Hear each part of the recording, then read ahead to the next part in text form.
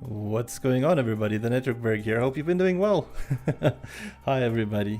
Good to be having another session, another lab session. Hang on, I just need to turn the music down a little bit in my ears. If it's too loud for anybody else, just let me know and I can turn it down for the stream as well. So, welcome, another stream. And we'll just be continuing in our Network Berg stream lab that we left off last time.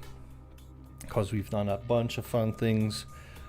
We've built our one ISP network, we had another ISP network, we've done stuff like VPLS and MPLS and Vrfs and everything.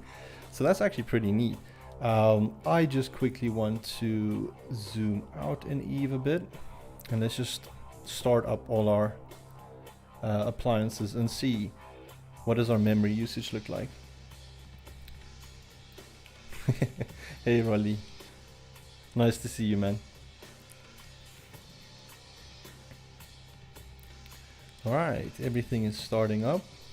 Let's just quickly see what my resources looks like. Looks pretty good. Still have plenty of resources. I could probably add 1,000 more. No, I'm joking. Probably 100 more devices. And then I'm going to start having some serious issues. But I think mainly this 40 gate will be eating most of my stuff. And the switch maybe. Because the switch is also quite resource intense. But these MikroTiks, the CHRs, are pretty lightweight. Alright, so all my nodes appear to be started up. I'm pretty sure the BGP and stuff is still figuring out what's happening, so let's quickly have a look. Just log into a random router and see what it's doing. IP route print. So I can see I'm not learning any routes yet, so this is probably because the OSPF and BGP and stuff hasn't actually connected yet. So let's just look at our routing, OSPF. We can look at our neighbors. We can print that. So I've got neighbors now, so maybe I've got some routes. Not yet. OSPF. Let's see, LSAs. Nothing there yet.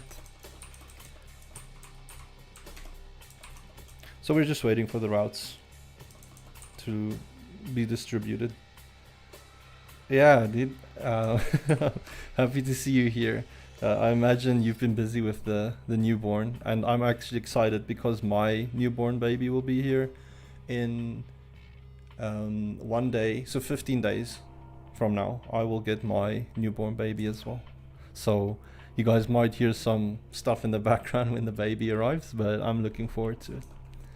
Alright, we've got OSPF routes being learned now, so I'm pretty sure the BGP is also establishing. So let's just see routing BGP peer, print that, and it is established. So our network should be fully working again. We can just quickly test this by maybe logging into the CP13 and see if we have internet access.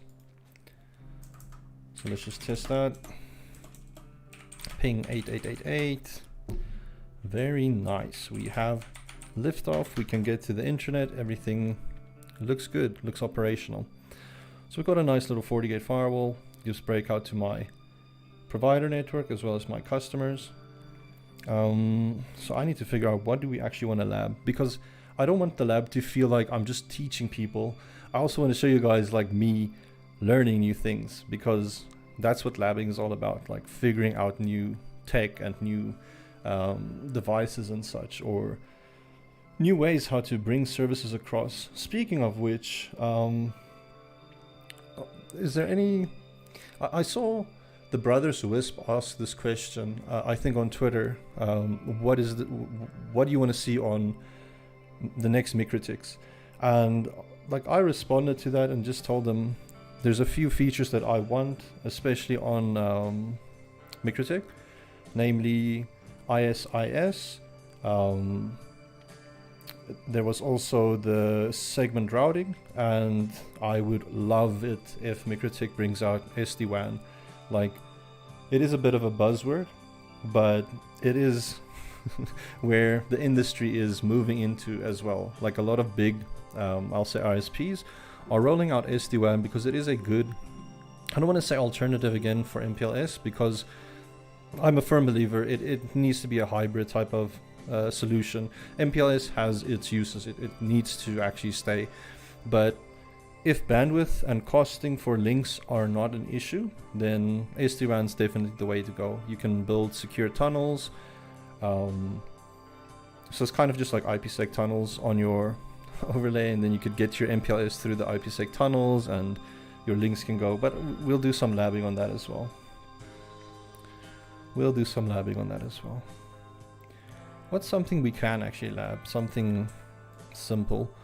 Let's maybe try and bring up a Triple PoE solution on this ISP network, because a lot of people, they want to roll out an ISP, and I mean, you need to bring up a Triple PoE server somewhere if you're going to deliver a dynamic service to your customers. So that actually seems like a pretty good thing to be labbing tonight, and that's why I've chosen the topic, let's be an ISP and EVNG, even though we technically already are and we're doing some pretty advanced stuff. Next round, need to, a bike. I might, no, I'm not gonna get a bike. I've driven, not really a bike, more like a scooter, which doesn't really classify as a bike, but I fell off that once pretty hard, and I don't think I want to drive around on a two-wheeled vehicle, but it is cool. I won't lie, bikes are awesome. Okay, let's just quickly create a Triple PoE server. So which router can I pick to be my Triple PoE server? I mean, router 6 looks pretty good because it's sitting on my edge and I've already got a bunch of customers to it. But what a lot of ISPs tend to like to do is separate the different services each router provides, because you don't want, as they say, all your eggs in a basket. If that one router burns for whatever reason, then you're going to lose a ton of services. So this router 6 is currently providing layer 2 services for my wireless customers, and I've also got a fiber customer that's coming in on it at the moment. Router 4 and 5, I'm doing some VRF stuff with the VPLS, so let's pick a different router. Let's make another router useful. So router 3 doesn't look like it's doing anything at the moment, so let's make that a Triple PoE server. So first things first, I'm just going to Winbox into it. So I'm going to find my neighbors, and let's connect to Roman. Admin blank. And then from there I should see my router 3. Yes, I do. So I'm going to connect onto router 3. And then from router 3, let's just close all these windows and let's prepare a Triple PoE server. So we can do that by going to the Triple P from Mikrotik. And there you go, there's Triple PoE servers. But you also need to make sure that well, you don't enable it here like with the L2TP, because this by default is disabled. That's actually something I want to show people as well, but I'll do this after the Triple PoE. So let's create a Triple PoE server. You can just go to the service, hit the plus. The interface is important because this is the interface where the Triple PoE connections will actually be coming from. So this might be going to an open network somewhere. Think of it like a cable to a switch, and this big switch might be where all the wireless customers or all the fiber to the home customers are coming in. And when they dial in with the Triple PoE username, it kind of finds or associates your Mikrotik with this account, and then your Mikrotik is kind of like making that communication with the client and giving them an IP address and then allowing them access through you. Because at the end of the day, Triple PoE is also kind of just a tunnel. It's Triple P over Ethernet, and it just allows the client to talk to your Triple PoE server to, you know, do services. So let's see which interface should be good. We've got 1, 2, and 3 being used. So let's also make that maybe like Ether 10 will be going to that network where the customers will be dialing in. And there's a few other things we can select, but I'm not going to select anything else. I'll just give this the name Triple PoE server. So we got Pado, sessions, all that good stuff, but let's make it pretty simple. We can enable as well. If that you don't enable it, none of this is going to work. So now we've got a Triple PoE server that's enabled. And then the things we want is we get profiles and secrets. So profiles and secrets is shared with all of your Triple P configuration, but we can make a Triple P profile specifically for our Triple PoE customers. So maybe we could call this DSL customers, even though DSL is a dying technology. We could set local address. Actually, I'm going to not bind that yet. Let's just end that. I'm just going to make the profile so long. And then with the profile, we also need secrets. So think of the secret as your username and password that a customer would use. So I might make this something like DSL underscore cust. So DSL underscore customer 1. We can give them a password. I just might make that p@ssw0rd. The service, you can select this for whatever service it's supposed to be.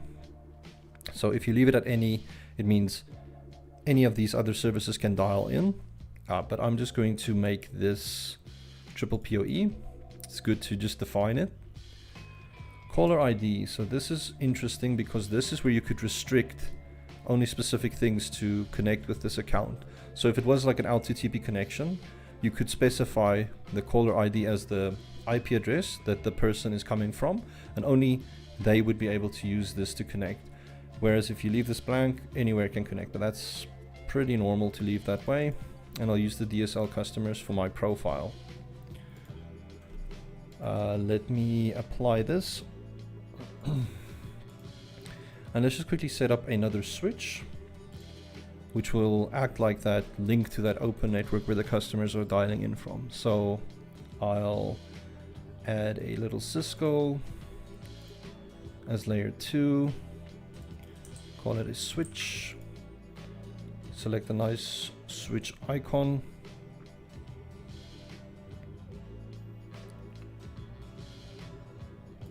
and apply. Now we've got a switch, connect the switch onto Ether 10, which is going to that Triple PoE server. And I'll save that.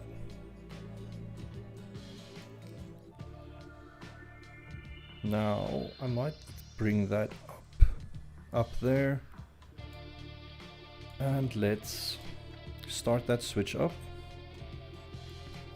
And then from the switch, I'm just going to create another Masquerade router, which will be acting as a Triple PoE client, which will be dialing in and receiving an IP address from us, and it will be getting internet breakout from us. Amazing. DSL customer 1. Save that. So there's a nice DSL customer. They're coming into that ATM network. Bring them in on E03. Ether 1 will be where they're connecting through. And just remember, this doesn't need to be like DSL. This could be for wireless customers as well, or fiber to the home, or any of that stuff. Alright, so this customer is busy booting up. I just quickly want to add ROM on and change the system name so that we can easily identify which device it is. So admin blank. It should log me in any second. Let's just quit that. So system identity set name, and the name was DSL customer 1. And we just want to enable ROM on, so we can do that by going tool, ROM on, set, enabled, yes. Let's close this because I will do the setup through Winbox. So let's connect to ROM on, find that DSL customer 1, log in, and you'll see the config is pretty basic. And there's some stuff I haven't put in on the Triple PoE server, but I've done that intentionally so that we could, you know, fix some stuff together. So let's close all the windows. Let's just add a Triple PoE account. Actually, we could do this from the interfaces. We hit the plus and then we can find a Triple PoE client. And the name, we could call that 2 ISP 1 interfaces. That is on Ether 1 on the client side, because that was the cable being patched in from my service provider. My dial out. Important bit here is going to be my user. So in this case, it was DSL customer 1. But we can just verify that by going onto here and just look at the secrets. DSL underscore customer 1. Capital C, it's important. And the password was p@ssw0rd. I'm going to disable this default route bit. I just quickly want to apply this and see what happens. So if I have a look here, I can actually see the Triple PoE is connecting. If I look at my status, it is connected. But my issue is that I'm actually not receiving an IP address from my ISP now. So how am I going to get some breakout? How am I actually going to get to the internet? So let's fix that by just going into our Triple PoE server. And from our profiles, before I do anything there, let's just go into our IP pool and let's create an IP address pool. So this pool, it might be public IP addresses that you assign to your customers, or you could give them private IPs and then you just NAT their traffic out as a public IP when it actually gets to your network. So let's try and do this by just adding a new pool. Call this pool DSL customers. Our addresses will be, let's make this 172.22.0. Let's make it from .2 up until 172.22.0.254. Let's apply that. Now if I go back to my profiles, what I could do is my remote address, I could select the pool as DSL underscore customers, and then my local address I might add that statically as 172.22.0.1. Let's just apply that, and then I'm going to go back onto my customer router. Let's just reconnect on the Triple PoE, and then I want to see specifically, if I go to my status, I'm getting a remote and local address. Very nice. So in theory, if I ping 172.22.0.1 from the customer now, I'm actually getting to the ISP network via the Triple PoE tunnel that's been established. Cool, that's pretty interesting and nice. From the customer, let's just quickly edit this Triple PoE client, this interface, so that we add a default route as well, because if I go to my routing table, there's just a directly connected route to my ISP. So let's just add a default route as well, apply that. And if I look at my routes, now I'm getting that dynamic and then active and static, which is, it's just static because we are forcing the route from the Triple PoE profile. Now we have a way to actually break out to the internet. Besides that, maybe we want to emulate a bridge. So let's just add a bridge as a loopback. Reason I'm doing this is just so that we can assign a fake IP. Actually, let's not even do that. Let's be real about it. Let's say Ether2 was connecting to also 192.168.1.1/24. That is Ether2's IP address. So then from Ether2, if I try and ping out to the internet 8.8.8.8 and my source is 192.168.1.1, can I get internet? No. Any idea why? I mean, I usually ask this question on stream, but it's such a simple thing that many people forget. It's the Nat rule. So we're not natting any traffic out yet. And I have my reservations of this working, but we'll figure it out soon and see if it is actually working or not. But let's do a source-based NAT for any traffic that's leaving over the Triple PoE interface, because remember that default route is pushing the traffic over the Triple PoE interface. So it's not Ether1, it's actually the Triple PoE client, and then from that we're going to masquerade the traffic. Let me apply this, and let's see, can I actually ping out now? No, I cannot. Why can't I ping out? So for that, I actually want to get back onto my Triple PoE server. So let's get onto Triple PoE. Let's just look here at my routes. And coincidentally, I've got a default route out, but let's just see, can I actually ping out to anything? I can't.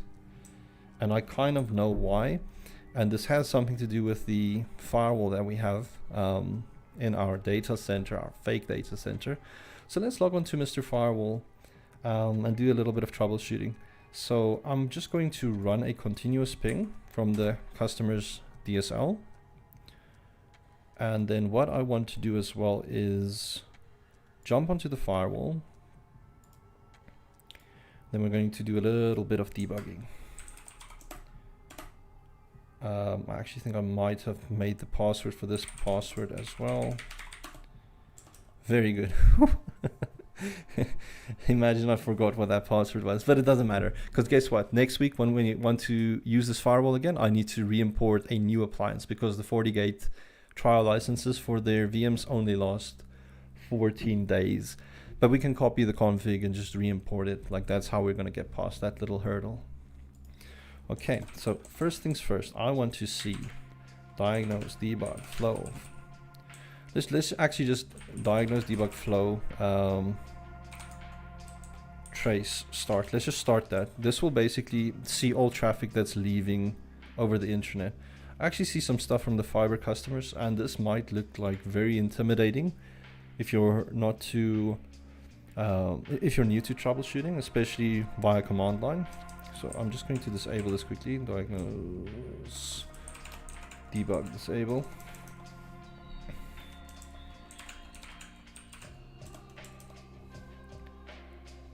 Alright, you can stop anytime you want. It should just get 99 logs anyway. So let's just go back. I just want to see something. If I ping, and I'm running that continuous ping, if I log on to router 3, which is the Triple PoE server, I just want to see what is the traffic being natted as. So let's just torch that. So it's being natted out as 172.22.0.254, which is perfect.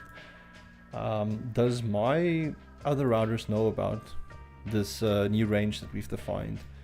So let's check. On here I've got this as a directly connected route. But on the other OSPF routers, am I actually learning that route or not? Let's quickly see. Let's go to router 7 and see if I do an admin blank. If I do an IP route print, I am actually seeing I am learning 172.22.0.254. So let's see if I ping that IP from router 7. Do I get a response? Yes, I do. Okay, that's perfect. So my theory is, if I want to bring traffic to the firewall, how is it getting there? Like, what's it doing? We might want to log on to router 7 as well, just to check. So let's connect to the Roman, get to router 7, and then from router 7, let's just close all this. From router 7, is there routing for that, and there's routing to get out to the internet, but that is the, here's the main table. Okay, so we're just using the main table now. We haven't created a different VRF for the DSL customers. We can if we want to, but we technically don't need to. I just want to see from router 7, do I actually have internet out? This console's being a little bit slow, but I feel like it's because my traffic might be getting maxed out a little bit, because I do have that 1 meg limitation, unfortunately. Ping 8888. Let's just see. Can I ping out? Yes. But my throughput is horrendous. It's very bad. Like, that's not what we want to see. We want to see way more speeds. So there is actually a way to just give that customer some access very quickly. And we could do this from router 7 simply by doing something like a Nat Route from it. So let's add a Nat rule. And then let's just say anything from 172.22.00/24, which is my DSL range. Leaving out over the untrust. We'll just masquerade that. Let's apply that. And if I jump back to my customer, do I have any breakout yet? Apparently not.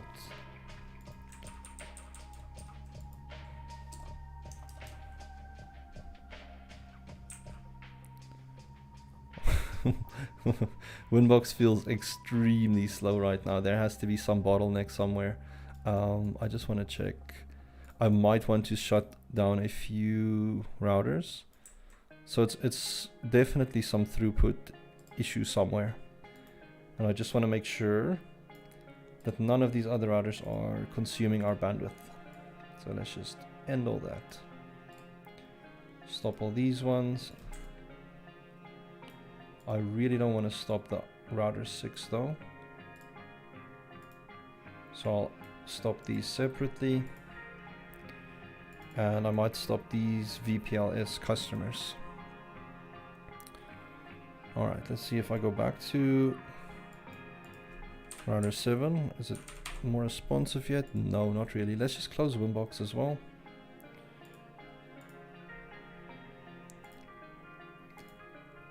Let's just try and open it up again. Connect to neighbor. Get onto the Roman. Let's find router 7. That feels way more responsive at least. Close all those windows. And let's see, can I ping out? Okay, that is good. So my question now is, let's get back onto the client as well. And then from the client, just run that continuous ping again. So we're pinging out, and then traffic is leaving as 172.22.0.254, which is normal. So I just want to see on router 7, do I see any traffic from 172.22.0.254? Let's just look at a torch maybe, and there I do see the traffic. So I'm getting that traffic, which is awesome. But I'm not seeing anything on this untrust now. Or I'm seeing very little at least. It's definitely up, because I can get out to the internet. Hi Rodney. Thanks for tuning in. Alright, so we're getting internet from router 7, and it knows about the IP address of customer 1, the DSL customer. So either we're having an issue with the NAT, or there's something wrong with the firewall rule. So let's just get onto the firewall as well. I might do this from the command line quick, or not the command line, the GUI. That firewall, if I recall, had a IP. I'm not sure if we can still access it. Let me just get onto the command line again quickly. Admin password show system int. So that's an issue. Don't worry about that. We just want to get onto this untrust IP. I'm doubtful that I still have routes, maybe, but I know I've restarted my computer and I don't know if okay, I did add it as a persistent route. Wonderful. So we should just be able to connect onto this FortiGate again. And we can. So let's just go on here later. And let's see here. I'm a super admin, and my routing, I've got routes for that.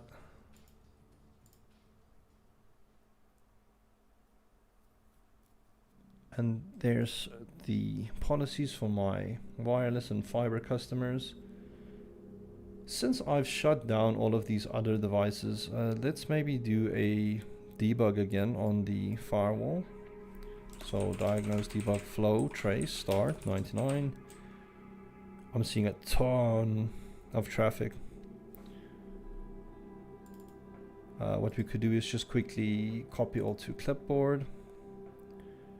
And I might just open up a plain old notepad. And then in this plain old notepad, this looks very broken. I should probably have gotten this on Notepad++, but I think I might have a few things open in there that I don't want to expose right now. So I just want to see what is happening. Traffic's being received. It's trying to leave, but that's port 80. Where's my ICMP? Port 2048. So I'm not seeing that.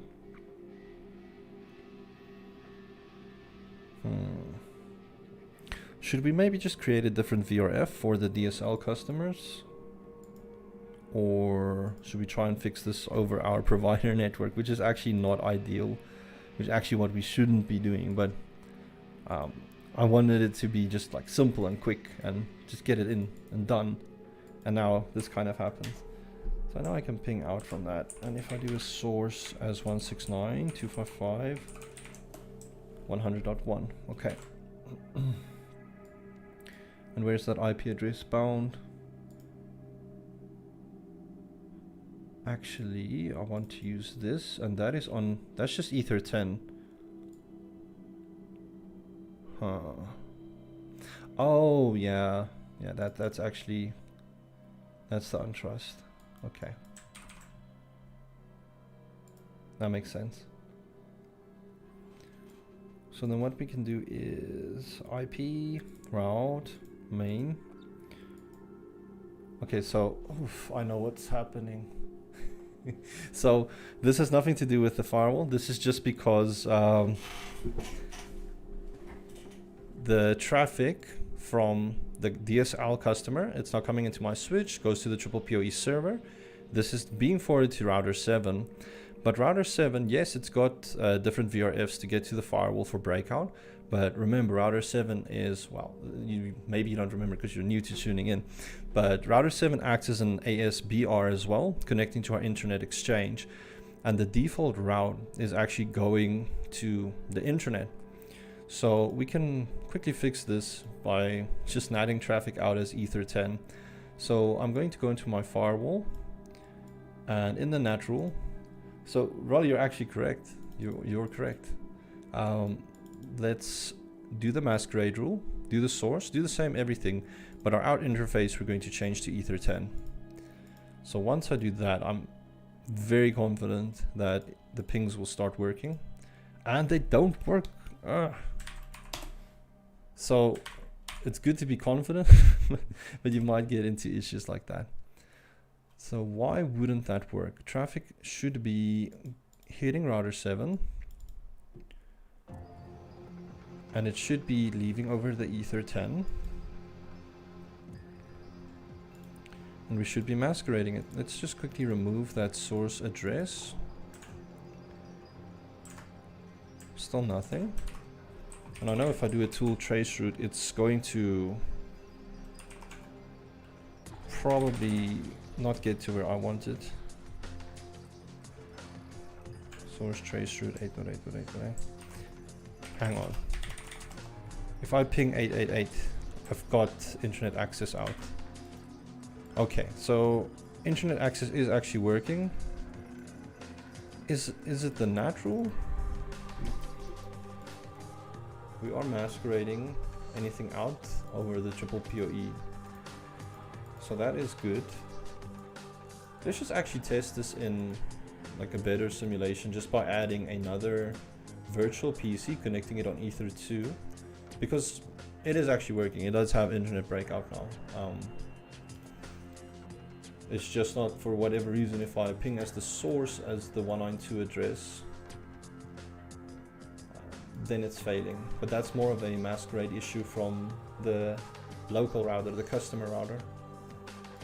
Okay, ET80. Let's just start this VPC up.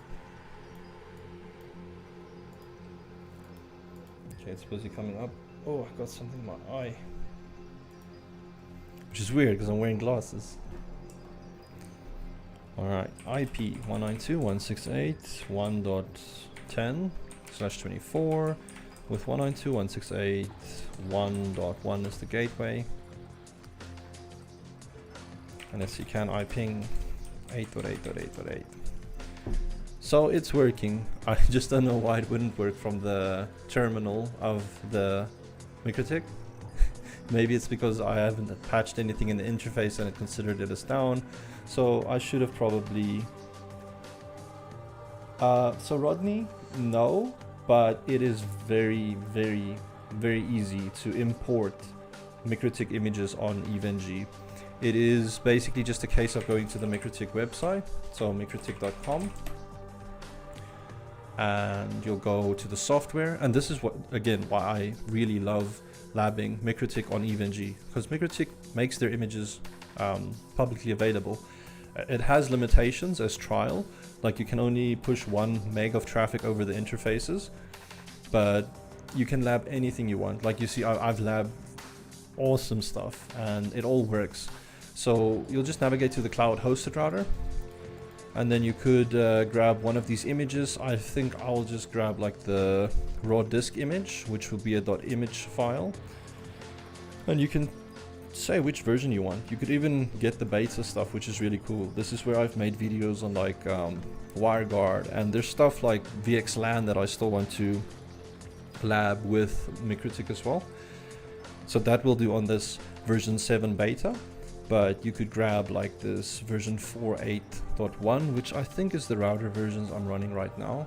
Actually, I'm just running version 6.4.8. So let me show you how easy it is. I'll just grab this raw disk image, download it. That'll go into my downloads file. So let's just quickly find my downloads. So in my downloads, you'll see there's a image. We just need to wait for the actual thing to finish downloading from the site. It's actually downloading quite slow, but it's usually not that slow. Usually it's very quick to get the images. Might be something on my internet connection, though I almost doubt it. But let's import an appliance quickly. I think in the very first video I did it as well in the stream, but we'll do it again, just to show everybody how quick and easy it is. So that might take a minute or two. So while we wait for that, let's just think about something else we could potentially do on the topology, because I'll just bring up a new router. Let's actually bring up that second router as another Triple Poe connection and see if it also still works. And I might neaten up the lab a little bit. So let me duplicate this box. Nice big box. And we could potentially just zoom out a little bit, grab everything else, bring it down a smidgen, like there should be good. Then I could scooch these up a little bit and throw this block there.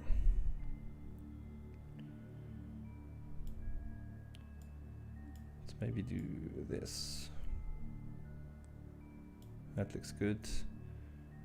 And copy that little header there. Call this Triple P. Ooh. Let's do it like this. Triple P OE customers. Delete that. Delete that. Put it there. And our download's almost finished. Then I can show you how to import a appliance. So one of the requirements will be just to have Winscp, but you don't need it. But I'd prefer you use Winscp. Let me just see if I can drag this over to the main screen. So from Winscp, we're actually going to connect onto the Eve server on its IP address, which in my case is 192.168.74.128. You use your credentials for your Eve server. So if I look at my Eve server, at the top it would have told me what the password is and username, but you can change that. And let's log in. So now I'm in on Winscp, and this is what I will use to transfer the file across. So the file has been downloaded. I might just quickly open up my download folder and extract the files here. And now we've got a CHR image. So what I'm going to do is connect onto the Eve server. So let me just open up PuTTY, even though I could do it through the terminal of VMware Player. So 192.168.74.128 on 22. Admin. No, it's root Eve. And then what we want to do is first create a directory for the new image. But first I want to show you what images there are. So let's go cd. We're changing directory to opt. It's always going to be in this directory for the Eve server, opt, unitlab, add-on, QEMU. And then in this directory is where you create folders for your different vendors. So if you want to lab Cisco or Juniper or some Huawei or Sonic Wall or Checkpoint or all that stuff, you do it here. So if I do an ls -la, we can look at all of the files and folders and stuff in here. So I've got a bunch of Fortinet, some MikroTik, some Cisco viral stuff. Here I've got a Juniper, and here I've got some Cisco stuff again, which is actually for Viptela, for their SD-WAN, which is something I've recently, like you see, March 22nd, I created that directory. So this is where all of the stuff will be stored. Note the naming convention. This is very important. So it needs to typically be in this lowercase format and then dash, but you can find out what the vendor is or how you need to put the folder structure up by just going to eve-ng.net. And then from there, you'll see there's actually documentation and there are how-tos. And in the how-tos, you can scroll and you see there's all the different stuff that you can import into EveNG. It's crazy. There's actually so many vendors. You can learn anything, really. But we are looking for MikroTik or MikroTik. Sorry, my accent. With my accent, it's just MikroTik. Like, I'm pretty sure it sounds weird to people when I say that. So we are looking for MikroTik cloud router. And here it explains to you everything, how, where, what, why. So we've already downloaded the image, and here it tells you what directory you need to create. So the MikroTik dash, that's important. So let's go back into our Eve. Let's just make dir opt unitlab add-on QEMU, and then it's going to be MikroTik dash, and then the version number. So in our case, we downloaded version 6.48.1, version 6.48.1. Hit enter, and now I can actually copy the files into that directory. So let's do that by going into the Winscp, and in Winscp I'm just going to navigate to that folder I created. So opt unitlab add-ons QEMU, and it might not show immediately, although I do see it there. But sometimes you just have to hit the refresh on Winscp, and now I can just drop this image into EveNG. Hello. And we're going to just rename it basically, and that's going to make the CHR work. So let's just change directory into opt unitlab add-on QEMU, MikroTik 6-48.1. Perfect. So if I do an ls-la, you'll see there's a chr image here. All we do is we move the image. You see, we mv the image, and we're going to rename this to a vert ioa.qcow2. That's all we do. We hit enter, and if I look at the files now, this is the renamed or redone chr image. And if I go onto my Eve topology, let's add a new node. And if I look at my MikroTik, if I click on this dropdown, I'll see there's the version that I brought out there, the 6.48.1. I'll add one of those. It is a router. I'll leave everything else hello. And now we've got a new MikroTik router. The names might look a bit weird because we're zoomed out so far. So let me just zoom in again. So that's all our Triple PoE customers. Let us start this up. Actually, let's just change the name. This will be DSL customer 2. Let's save that. And let's put DSL customer 2 just above DSL customer 1, connecting onto that Triple PoE switch that's connecting to the Triple PoE server. And let's just add a VPC as well. Very basic.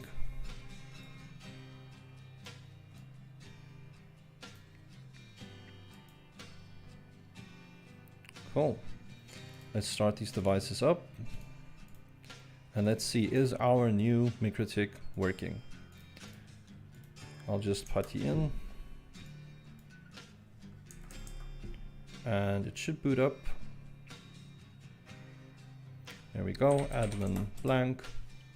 And now it is an actual MikroTik. So I want to stress this again, like when you're labbing on Eve, the images that you import, it's not like fake images that can't do the work. It is an actual image of a real device, and all the stuff you're setting up works. So if you're trying to figure something out for a production environment, Eve is a great place to do that, so that you can kind of see how you set the stuff up and what can potentially go wrong as well. Because on Eve, it's fine if you break something because you can revert changes and you can just fix it, but you never want to do that on your production environment. If you play around on your production environment, you're going to have a lot of unhappy customers because they'll be like, whoa, why is everything off all the time? Or why is the internet so slow? Not a good place to be doing that stuff. But Eve, very safe. So our router's working. Let's just quickly do a system identity set name. Call this DSL customer 2. And let's do a tool ROM set enabled, yes. And let's see, can I access customer 2 via ROM? I should be able to. Let's see, DSL customer 2, there you are. Let's just close all these wonderful windows. And let's also create a Triple PoE interface. Let's go into our interfaces, Triple PoE. So this is Triple PoE client. And the interface is also Ether1. We can call this Triple PoE ISP1 dial out. I haven't created a user account yet. So if I use the account for the other customer, it should in theory work and I should just get another IP. But each customer should realistically have their own username and password because we want to, you know, kind of bill our customers. I don't want a bunch of different customers using the same login credentials to get to the internet, because that's going to cause they're going to get free internet basically, and that's not what we want. We want each customer to have their own username and password so that they can just connect and work with it. So I'm going to connect to ROM1. I'm going to get onto router 3, which was our Triple PoE server, and let's just go into our Triple P. Let's go into our secrets.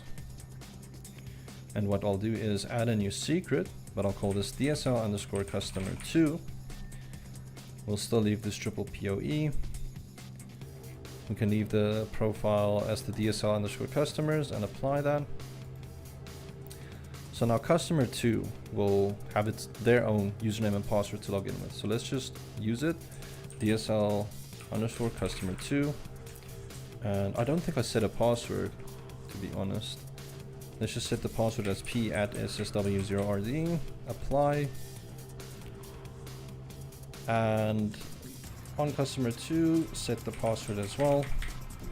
Add a route, apply. And let's see, do our services connect? Yes. If I look at my routes, am I getting a route?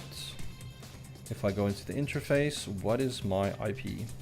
.253, because customer 2 took the IP address of 254. So let's quickly see, can I ping 8.8.8.8?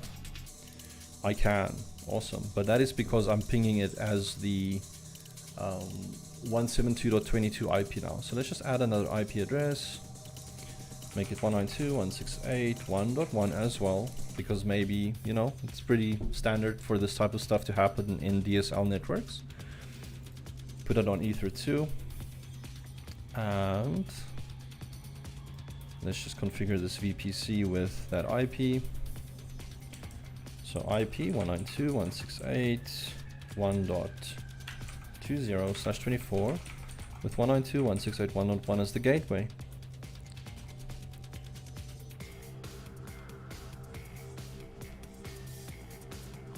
Most ISP routers have triple PoE functionality. So, but typically what you'd see on an ISP is they will have a triple PoE server, like a router that's that's designated for that role. And what's even funnier with MikroTik is you might see a bunch of different routers. That's well, one router is actually providing the service, but the other ones is kind of just like doing the CPU bit. But in essence, you should have a single triple PoE server just to deliver triple PoE to customers. Let's see, can I ping out? No, I cannot ping out. So why can the PC not ping out to the internet? What could be the potential reason why the PC, and we saw the router has access, it can ping 8.8.8.8, but the PC is failing. Does anybody have an idea? Like anybody in the chat maybe think where we could have a look? Because it's definitely a setting on customer 2. Perfect, Vinath. That is exactly it. That is exactly it. You're right. So let's quickly add it. Let's go into our customer 2 router. And we can add a IP Firewall, NAT, hit the good old plus. It's a source NAT. Our out interface is the triple PoE, and our action will just be to mask the traffic. So if I go back onto that virtual PC where it was just timing out, if I ping now, I've got access out. Perfect. Yes, Kevin, you're also correct. Good job. So we've added the Nat Rule and we've provided triple PoE services to customers. How awesome is that? Like, we are now a real ISP. We're giving triple PoE. We're doing fiber to the home. We're doing wireless. What can't we do? Where does this stop? So I'm going to show you guys also a little bit of a technique which ISPs use to, let's say, bring things into another, like into a VRF. So typically customers will have their own VRF, their own clouds, which I've done in previous lessons, but let's just do a quick recap on it. On router 6, I created VRFs for our fiber and wireless customers. And that was just for the type of services we were delivering. But you might have a customer, like a big client, like let's say it's even Cisco. Cisco is the client. They're not really my client, and I hope they're fine with me using their name, but they're such a big networking name and everybody knows them. So Cisco is a customer, and MikroTik is another customer, and they've got their own VRFs, their own clouds. But some of their sites are so remote that they can't bring in an MPLS link to get the site onto the network. But they also cannot afford all this high-tech SD-WAN business because it's just out of the price. It's not feasible to put down that type of technology for a site that maybe has like 2 users, or it's a very remote branch, right? So how can we bring those type of customers into the network, into the client's VRF? I think what I want to do is just create the scenario by adding those VRFs quickly. So let's add a VRF called MikroTik, and I might want to bring some of these other I don't want to actually make it too difficult. Let's work with what we have. The bottom customers was our wireless customers, the top customer was our fiber customers. It doesn't matter if the name is that, it could be Cisco and MikroTik. But what I might want to do is on this Triple PoE router, not only does it work as a Triple PoE server, but it might also work as a L2TP server. So L2TP is also tunneling protocol that allows us to create like an interface into the network. It's not really like it stands for layer 2 tunneling protocol, but you're not gonna like span VLANs and stuff over the interface. It's just there as a one-to-one connection between the router and the other router, so 2 routers so that they can connect over the L2TP tunnel. But what's nice is this L2TP tunnel you can bring into different VRFs, so that if the customer is using something like DSL, LTE, also maybe fiber to the home, something that's like cheaper, but they want to still have a way to get into the corporate network, then you'd utilize that L2TP to associate it with their VRF. So router 3 is being a very useful and productive router now, because we are going to be setting up more services on it. So it's not just going to be delivering Triple PoE now, it's also going to be delivering L2TP services. So let's just close all this. And again, this will be happening at the Triple P level. And if I go to the Triple PoE, actually the interfaces. So unlike Triple PoE services or servers that has its own tab, for L2TP, and all of this stuff is tunneling technologies, to be honest, like you could use any of this, but L2TP is the most common. So we'll go into the L2TP and we just need to enable this. This will be the size of the tunnel for the MTU, and we're not going to change any of that. Caller ID type, we'll make this as an IP address because the customers will be dialing in with their own IP. And you'll see in a sec why this is cool.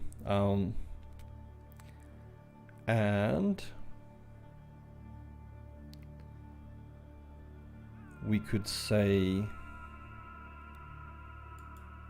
use IPsec, but we're not going to use IPsec. I'm not sure if you guys saw, but I was like thinking there for a second, is it really worth it to run this on this router? And the answer is still yes, but it could potentially be better to run it on router 7 because that already has a direct connection to the internet. Because again, your L2TP clients might be in a different ISP, and that's how they're connecting to you. It might be some random small ISP, but they still have peering to the internet, so they'll still connect into your network. But let's leave it on router 3 because that will be the router that delivers Triple P services. We just need to give router 3 a public IP, and then that will fix all our issues. So let's apply that. And then what I could potentially do is on my interfaces, I might add, if I recall, I was giving myself a /24 network from router 7. Let's just see what that network was. 10.255.101.0/30. Okay. So I'm just going to continue this. But router 3 is going to have a public IP address of 169. Ooh, that's not working how I wanted it. Let's just duplicate that. So router 3 is going to have a public IP address of 169.255.101.254. And then 253 will be for router 7. And this will make sense in a little bit. We just want to apply these IPs quickly on Ether 2 and Ether 1 respectively. So let's do that. On router 7, it's going to add an IP address on Ether 1 as 169.255.101.254, or 253, sorry, 169.255.101.253/30. And then 254 will be for router 3.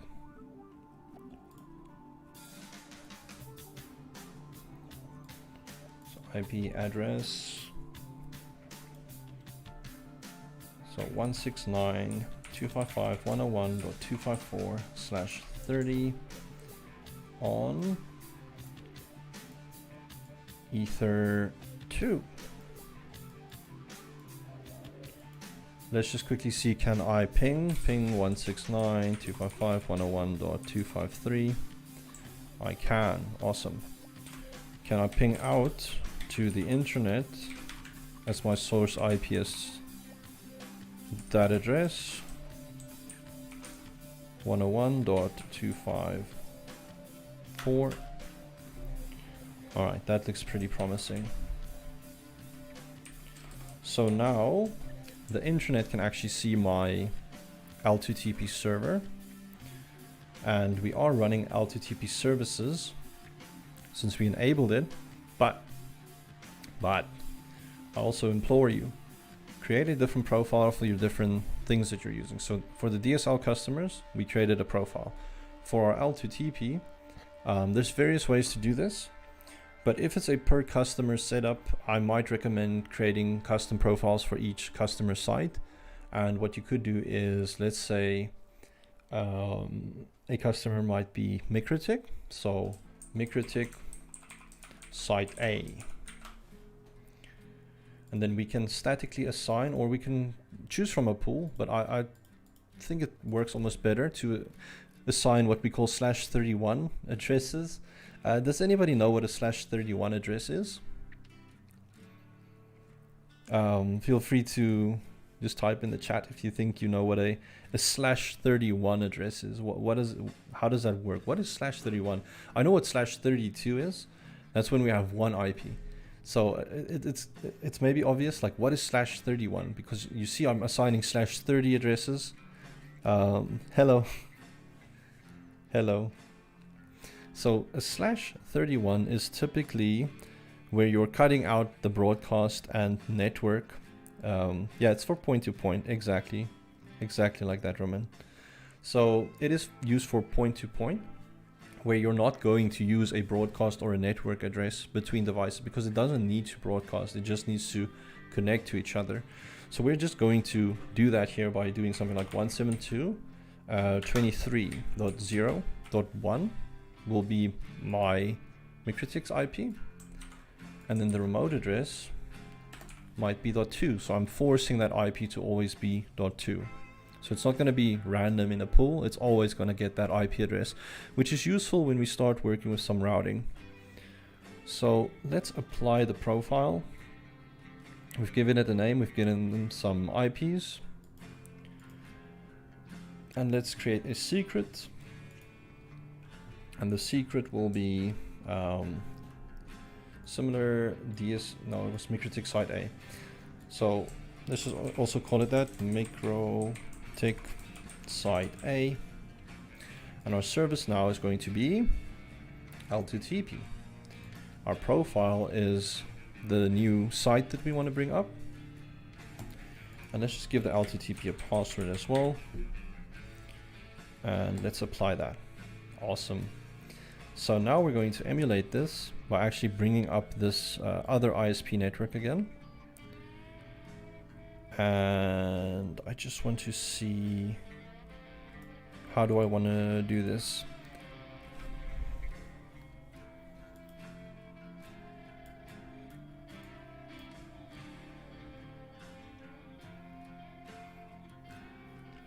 Because I don't want to use CPE1. Actually, let's use CPE1, because this was a site that we used some EOIP on, but it's really not needed. We're not gonna continue too much in EOIP, because EOIP is such a niche technology, because it is MikroTik proprietary, and there's better things that you can use for spanning layer 2 services across, except if it's over the internet, then EOIP is going to be your best bet, but it's also then very, I'd say, unreliable. Alright, so on this CPE1, maybe we'll do this stuff through the command line quickly. I'll just admin blank this. So if I do a ping to 169.255.101.254, I can ping it. So I know I can actually reach the L2TP server.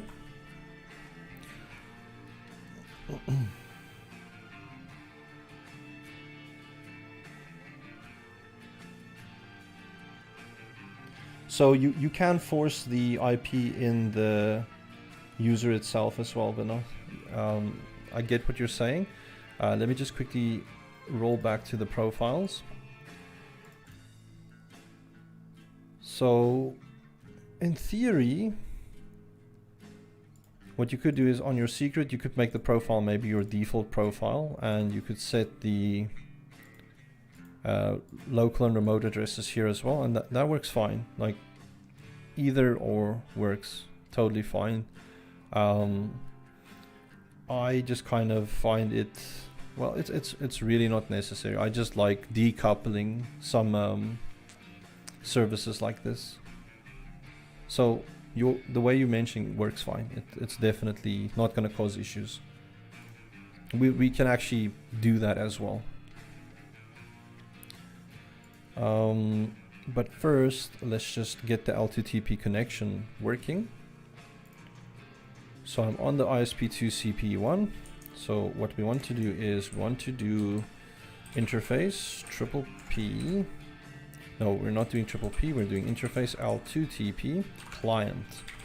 We're adding a client, and then we need to look at the important bits. So important for me will be the name, which it can auto-generate as well, but let's just say this is to L2TP to ISP1. Our user, which is important because that is what we would define in the secret, which was MikroTik site A, and then the password, I made that P at SSW0RD. So this is a big oof that it's clear text on the command line, but it kind of has to be when we are filling it in through the command line the first time around. What else I could do is I could also set a default route by do add default route equals and then yes. And then let's quickly check. Oh, connect to. So connect to is actually referring to the L2TP server. So let's just type that in as well, connect-to, and then that is going to be 169.255.101.254. I might not actually want to add a default route in the beginning because this might cause issues for this client if I just do that. I'll give you that example as well because I've seen this happen to many people. So let's add this L2TP and let's just see interface L2TP client print. It is currently disabled, so maybe want to enable that. Interface L2TP client enable 0. Let's just print. And it is up, it's actually working. So this CPE, which is in a different ISP, which has nothing to do with my network here, it's connecting through the internet, and then it's dialing in to the public IP address of router 3 to create an L2TP tunnel between the 2 points. So now I can actually route traffic between the 2 points, which is actually quite useful. One thing that I do recommend is when we do add L2TP tunnels, and it is for the instance of you wanting to add an interface to a VRF, if we go to our interfaces, what you'll realize is these interfaces are now being dynamically created. You see there's a little D next to the R. So I would actually recommend you create what we call a L2TP server binding. And there's many ways to do this. You could do this by just going into the interfaces, hitting the plus, doing L2TP server binding, and then you need to give it a name. And then the name could be Mikrotik site A. And then the important bit here is the user. So this is the Triple P profile that you actually created for this, which in my case was Mikrotik site A. And then I can apply this. And now I've got an interface that's not doing anything right now because this interface is still alive and it doesn't actually know that it's dead. So I could just kill this interface and the actual static interface that I created can now be used. Why do we do that? Why would I want to create a static server binding for the L2TP interface instead of having that dynamically connected? I'll give some people some time to take a bit of a guess, I guess. Why would we actually want to have static bindings for L2TP clients if we want to bind them to a customer's VRF?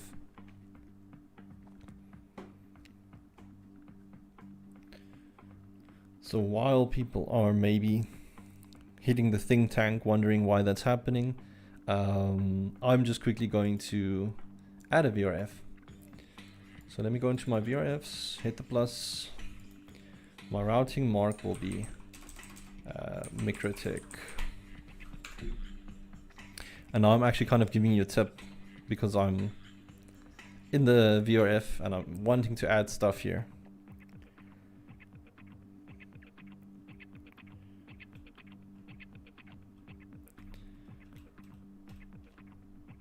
I just want to see what route distinguishers I have available. So I might just have a quick look on router 7.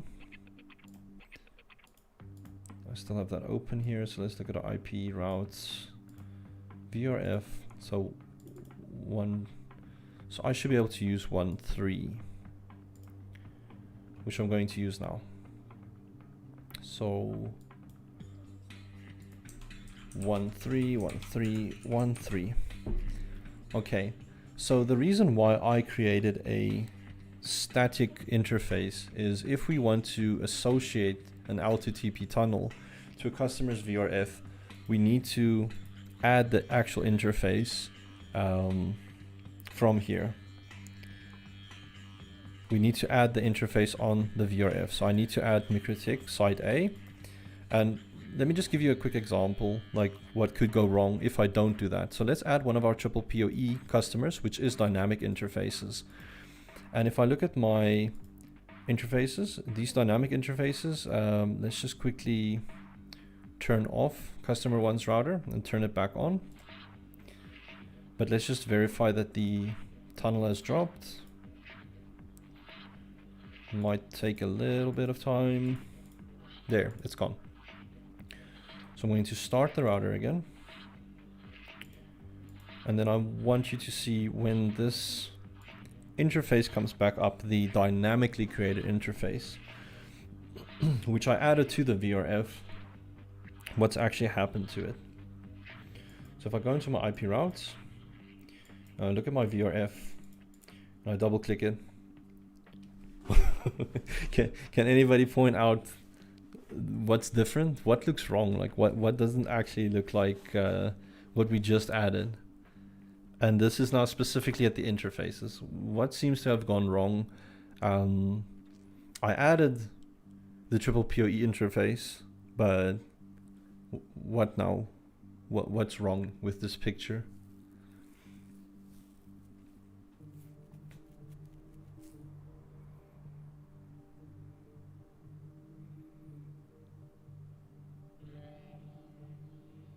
So I'll give you guys a moment as well, because it is a little bit of a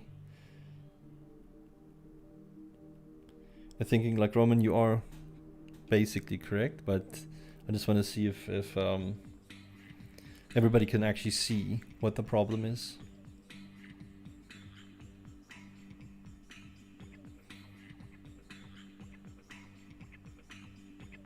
Perfect. That's correct, Rolly. That's it. If I add a dynamically created interface to a VRF, like I had this interface here, it was there. But if that interface drops and comes back, it basically becomes disassociated from the VRF. So you can't add dynamically created interfaces to the VRF. You can do it the first time, but when that customer eventually reconnects, their stuff's going to stop working. So that is why we want to add static or server-bound interfaces whenever we're working with VRFs and we want to bring a customer's site in via L2TP. So now we've got a MikroTik VRF.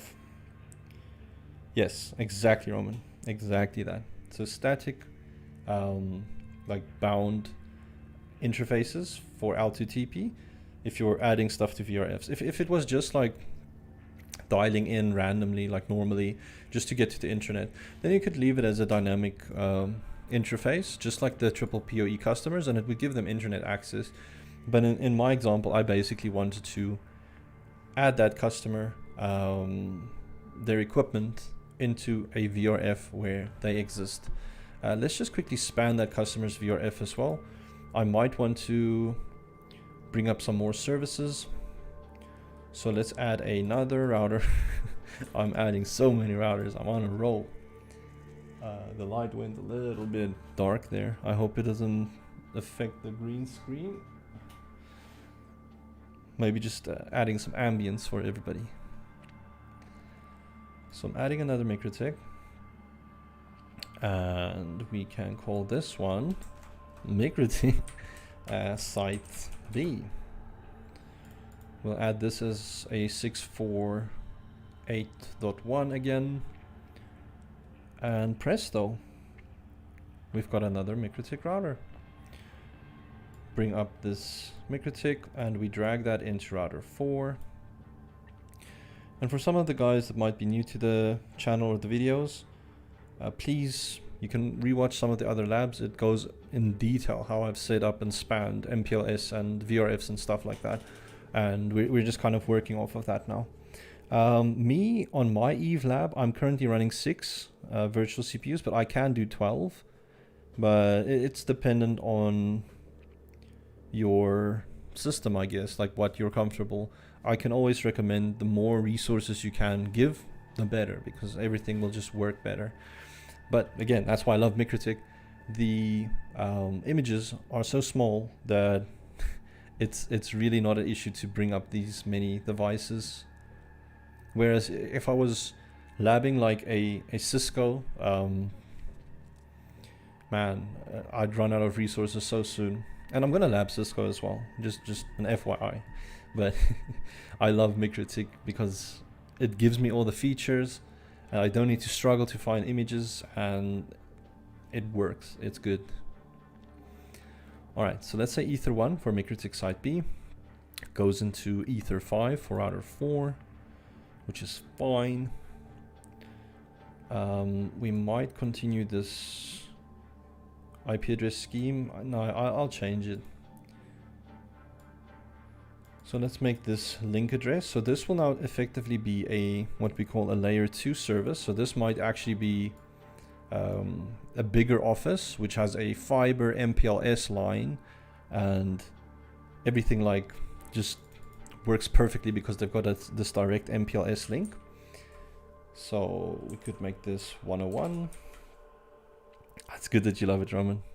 Like I find MikroTik fascinating because it's so cheap and it does so much. It's crazy to me. Like I'm so happy that I found this product. And not to put like the wireless side down for MikroTik. I know a lot of people use wireless, but you'd find people will rather use stuff like Ubiquiti or other vendors for the wireless functionality. And in my opinion, MikroTik is awesome for routing. It's such a good routing That's why the software is called Router OS, you know. It's not called Wireless OS. It's not there to help you be the best wireless provider. It's there to help you be a good, like, routing provider. Okay, I've added this as 10.101.00/30. I might make this IP.1 on the seat on the provider router and 2 on the site B.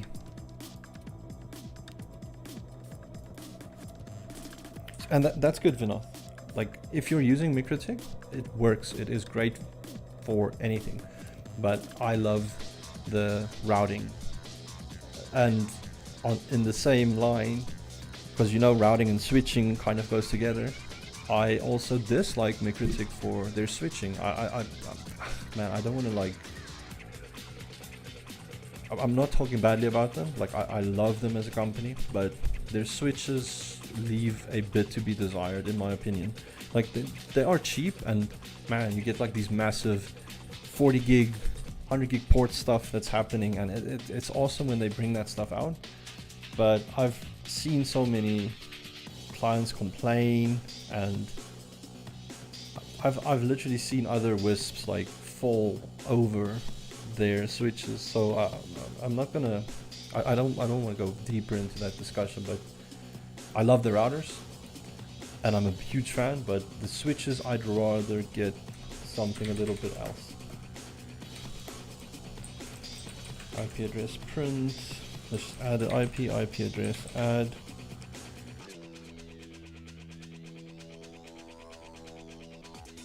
That's awesome, Roman, that's freaking awesome. IP address add 10.101.0.2/30 on Ether1. And then let's just add the same IP on router 4 quickly. And that was on Ether5. IP address add address 10.101.0.1/30 on Ether5. Let's just see, can we ping across? 0.2. Awesome. We can ping across. That is awesome. So we've kind of have a direct link between our MikroTik site B and our provider router. But let's quickly do a little bit of Vrf spanning. So router 4 already has a route reflector connection to router 2. But I'm going to need to do that for router 3 as well. So on router 4, I'm just quickly going to do this from Winbox, because I know a lot of people are a lot more comfortable with Winbox, even though I love doing it on the command line. And then from router 4, we'll go to our routing. We'll go into our BGP. And here you'll see there's a peer that I have to the route reflector. And I'm allowing VPN 4, which is basically Vrf spanning. So let's just add the Vrf. So my instance will be, actually I need to add the Vrf first. So let's go IP routes, Vrf, add it. Our routing mark is MikroTik. Our interfaces, so this will be Ether5. But if I wanted to just span the Vrf, I didn't have to specify an interface, but let's just specify it so long. A route distinguisher, 1:3, 1:3, 1:3. And let's apply that. So now in the routing BGP, from the Vrfs, our instance will be the AS65000. Our routing mark will be MikroTik, because that's what the customer's Vrf is we want to spam, or span. What is spam? We don't want to spam, we're not spammers. And we want to just redistribute our connected and maybe our static routes. I'm not doing anything else here. Let's apply that. And that should go connected any second. But while that's happening, let's just quickly jump onto router 3, and I just want to also span the VRF, but for that I also need to connect a peer to the route reflector. So let's just add a peer quickly. 65000, router ID is 9.9.9.3, which is the loopback IP on router 3. I won't do any of this stuff, so I'll just apply that. And I'll go into my peers, quickly add a peer. Let's allow the VPN4 and L2 VPN.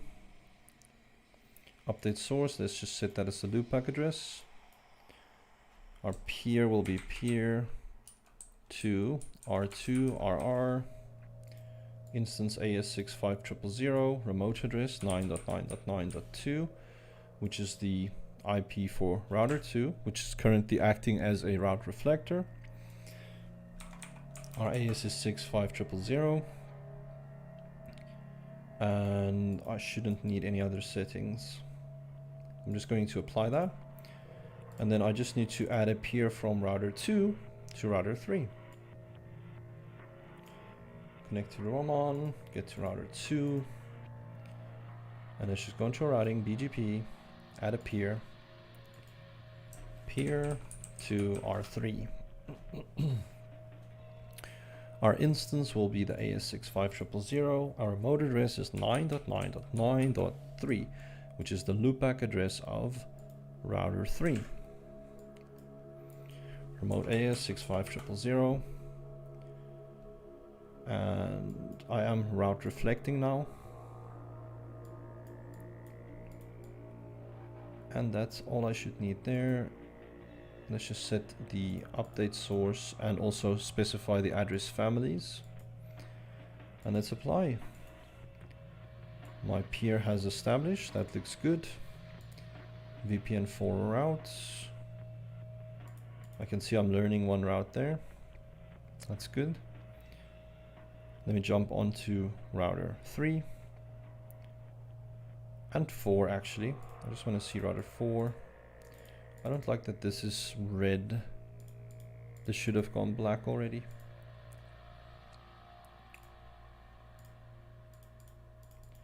Alright, let's just quickly maximize that IP. Let's just close all the windows. I just want to see if I go into my IP routes and I go into MikroTik, I can see there's a directly connected route there. Let's go into router 3.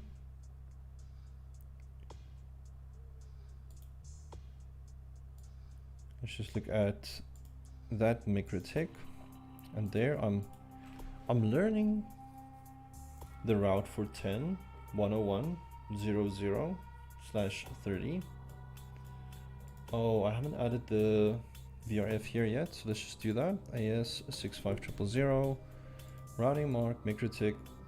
Let's redistribute our connected and redistribute our static. Apply that. Hello, welcome to the chat and the stream. Awesome. So let's see, is router 4 learning my L2TP routes now? Hey, what is that, guys? What is 172.23.0.2? So that is the IP for router 2 that we assigned on L2TP. Let's see, can I ping that IP actually? Ping 172.23.0.2 from MikroTik. Can't ping it, but there's a few reasons I can think of why that's not working. And it kind of has to do with the CPE side. So we're going to build off of that now. So we are actually spanning the VRF across. What I want to do is on the CPE for this site A, which is this remote site. It's a satellite site, it's very small, and this is actually where this 172.23.0.2 IP is, right? So what I want to do is I first want to look at my IP routes or routes, And all my default route now actually just routes out through this ISP network. So there's two ways we could change this, and this is dependent on the customer and what the requirements are. Sometimes the customer has like a cheap fiber line at the site, and they want all of the traffic for the intranet to just break out directly to the intranet over the normal provider, but they just want their corporate ranges to route over the L2TP tunnel. So that's one way that it might happen, and the other way is they might want all of the traffic, so even intranet, to route over the L2TP tunnel, but they want to also still connect on L2TP. So I'll show you now what the issue is. So here I've got a default route to get to the internet. So let's say I change this default route now to the L2TP interface. What is going to happen? So what I could do is I could just do IP route. We could actually set the gateway, and this could now be the static IP for my ISP side, which is 172.23.0.1, because that's the L2TP IP for router 3 on the LAN or on the L2TP service. And I'll make that for 0. So what is going to happen once I do this? Let's do it. IP route print. So I've updated my default route to go out over the tunnel IP for the L2TP, but I've got a very bad feeling now. I feel like I've broken stuff. Can I ping 8.8.8? No, I don't even have internet breakout now. Can I ping the L2TP tunnel or the L2TP's public IP 169.255.101.254?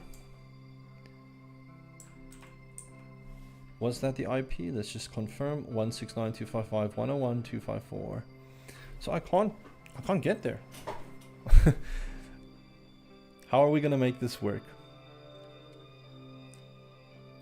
So here is my suggestion. If we need to route the L2TP or all the traffic over the L2TP tunnel, make first sure that you have a route to the L2TP server's public IP or IP range over the normal intranet. So what was that? If I just scroll up quickly, I can see that was the gateway before. So all I'm going to do is IP route add, and then the destination will be for 169.255.101.0/24, and the gateway, that will still be the normal ISP. And if I do a ping now, I can ping the server, and if I look at my interfaces, the interface is up. When that route was just the default route over the tunnel interface, we broke the connection and then the tunnel dropped. Cool. So now we actually have a way to get to the rest of the network. Reason I did this was, remember I tried to ping that .2 IP from, let's say, router 4, and it failed. Let's see if we can ping it now.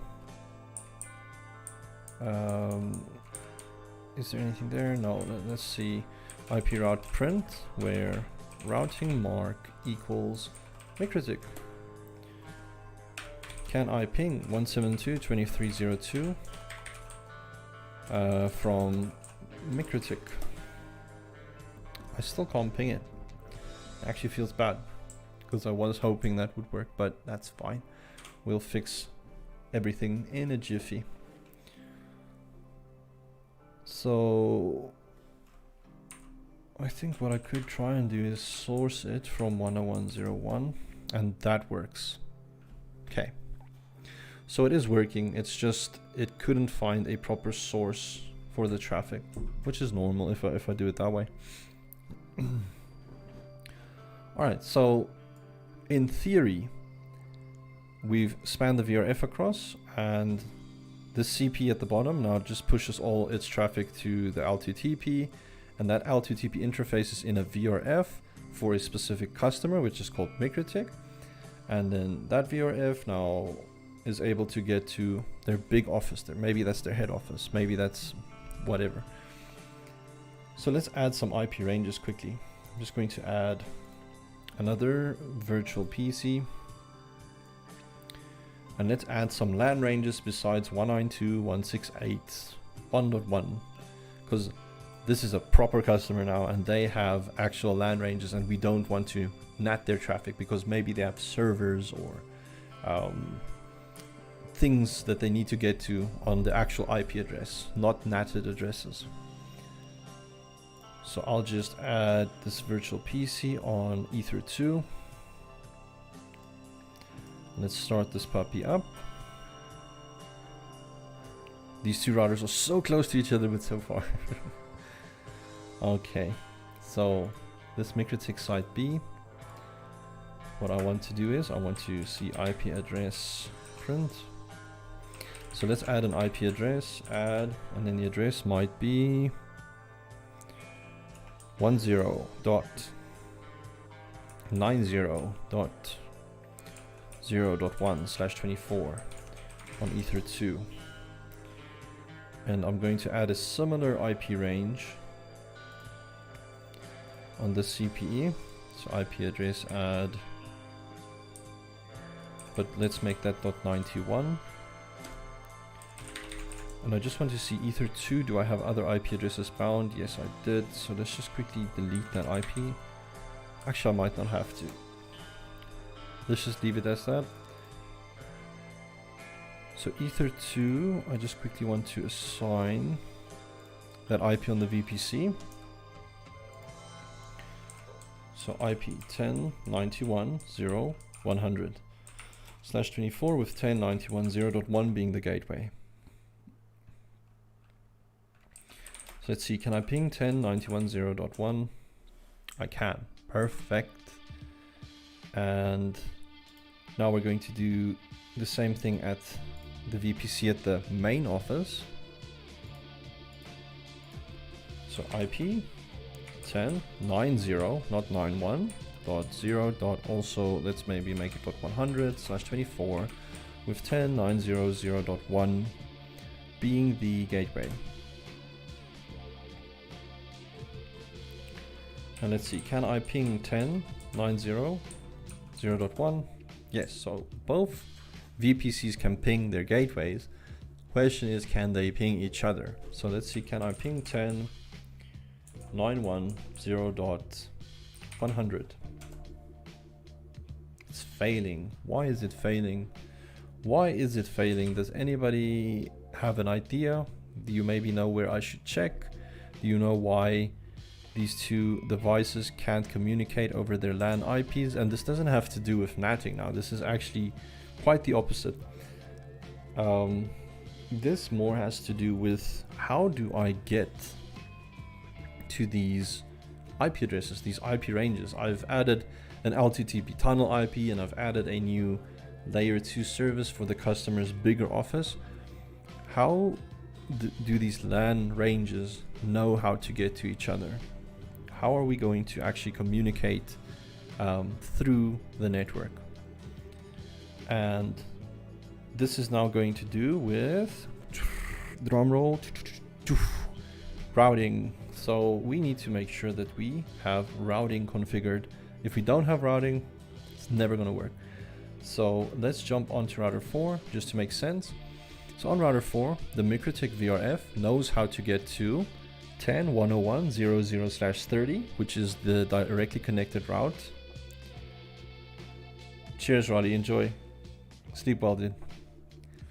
And then the second route is a BGP route that we're learning for 172.23.0.2, which is also just the connected route for the CPE on its LTTP tunnel interface. Now what I want to do is I want to either I can add the routes statically, which we're going to do as a baseline just to get things working. So let's add the route on router 4. So on router 4, we need to explain basically how to get to the LAN range that's sitting at the site B MikroTik. So let's just duplicate it. What was that LAN range? It was 10.90.0.0/24. So let's explain to the VRF if we want to get to 10.90.0.0/24. Your gateway will be 10.101.0.2. I'm going to apply that. So now the MPLS or the VRF knows how to get to the LAN range for customer MikroTik site B. And if I go to router 3, now we're going to see something interesting. On router 3, I'm learning the route now for 10.90.0.0/24. So similarly, I'm going to add a route on router 3 that explains how to get to 10.91.0.0/24. And what is my gateway going to be? Well, that's going to be the L2TP tunnel IP for the remote site. So that was, I think, 172.23.0.2. I'm going to apply that. So now router 3 says if you want to get to 10.91.0.0/24, you can use the tunnel IP for the L2TP connection and it will give you a way to get there. Awesome. So I'm actually quite happy with that. If I go into the VPC now, I wonder if I ping 10.91.0.1, will it work? Okay, it is it is working. So, but I just want to make sure I'm not pinging the gateway. Oh wait, I'm still pinging the gateway. So this is the VPC for customer, well, site A. So let's ping 10.90.0.1. So that would be, let's just minimize that. So basically I'm running a ping from the CPE at the bottom to MikroTik site B. Let's just see if I can ping the MikroTik. And that is timing out, that's not good. Can I ping 10.90.0.100? No, pretty bad. I'm curious though, on the site B MikroTik, can I ping 10.91.0.1? Oof, I know why it's not working. Can anybody else see maybe the issue why it's not working? So quite simply, the MikroTik at site B doesn't have a default route out yet. So let's just add a route, IP route, add. Our destination is 0.0.0.0/0. Our gateway will be 10.101.0.1. See, can I ping now? Now I can actually ping out. So I'm actually pretty confident if I go back to the VPC and I ping 10.90.0.100, I'm getting a response. Awesome, fascinating, amazing. So we've now successfully basically created an L2TP connection over a different ISP into our MPLS network to our L2TP router or router. And this is now being spanned over a VRF to another site of the customer so that these sites can actually communicate with each other. And this we've done by adding like static interfaces. I just quickly want to revisit what Vrf suggested earlier, just to show that this also works. So on the router 3, what we could essentially do is when we go into our Triple P, we could leave the profile as the default maybe, but then in the secrets, when we specify this username, we could add a local address here. So here we could also specify 172.23.0.1 was the local address and 172.23.0.2 was the remote address. Let's just apply that and look, there's the caller ID. So that's the IP address of the remote site that's dialing in. So let's apply. And then I quickly just want to disable that, re-enable that, and kill the L2TP interface. And then let's see the status, it's up. And then let's see from the actual CPE If I do an IP address print, do I still get that dynamic address? Yes, I do.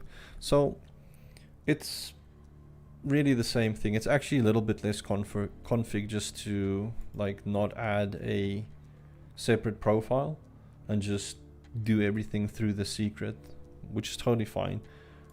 But again, I just like decoupling as much as possible, because I could do different things with the profiles.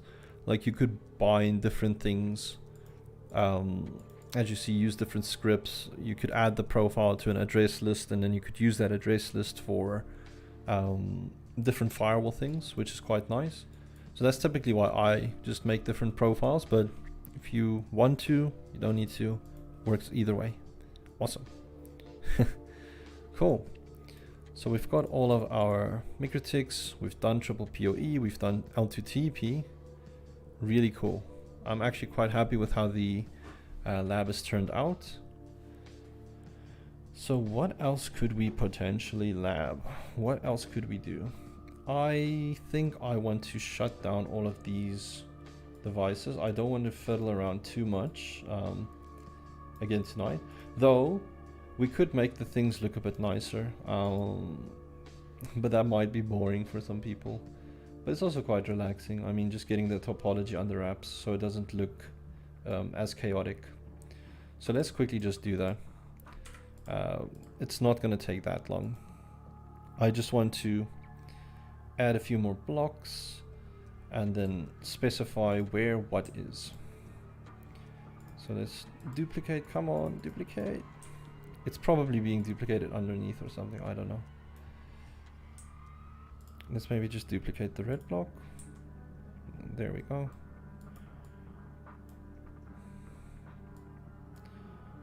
So I might make that a bit smaller.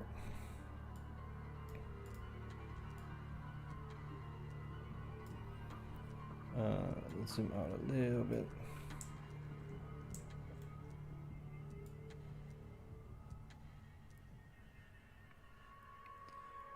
Put this block here.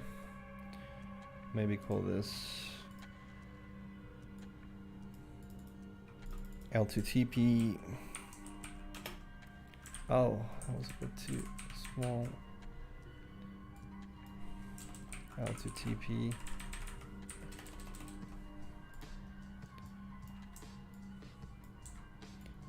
That feels a bit weird when I drag it. I'm not sure if you can see that, but it's like dragging really slowly. I'll change the color of the box as well. Just maybe keep it in a purplish blue, since that's what the other ISP one is using. These two routers were essentially VPLS.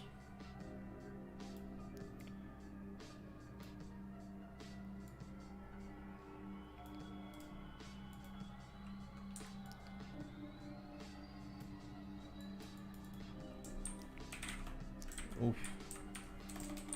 Let's just do it like that. Maybe let's move that box up a little bit. These. Ooh, that's not what I wanted to do. Oops. There we go. Move that back like that. I don't know why it's selecting all that stuff. It's actually quite annoying. L2TP, throw it there. There we go. There's a nice L2TP. This was our fiber customers. Let's throw this stuff there. So this was fiber and EOIP. Technically, this other L2TP connection was for EOIP, but you know, we're just going to roll with it. But I'll say this is EOIP/fiber customers.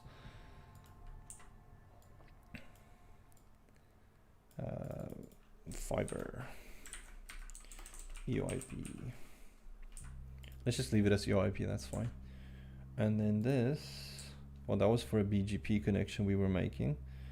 But we might just make the AS the same for all of them, because those might be our remote clients. Because as an ISP, when you connect all your customers, the remote AS is for the most part like kind of the same. Like it might be some private AS that you're using to connect to. So this was our wireless customers, or there's some BGP. Let's make it BGP. Let's just call it that.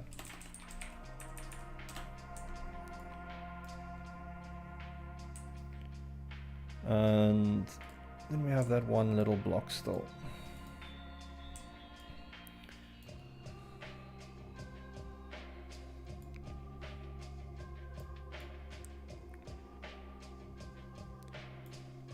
There we go. That's actually looking a lot nicer now. Like it's silly what blocks and stuff can do. This was just like a MPLS, or let's call this a VRF. Let's just call it what it was, VRF.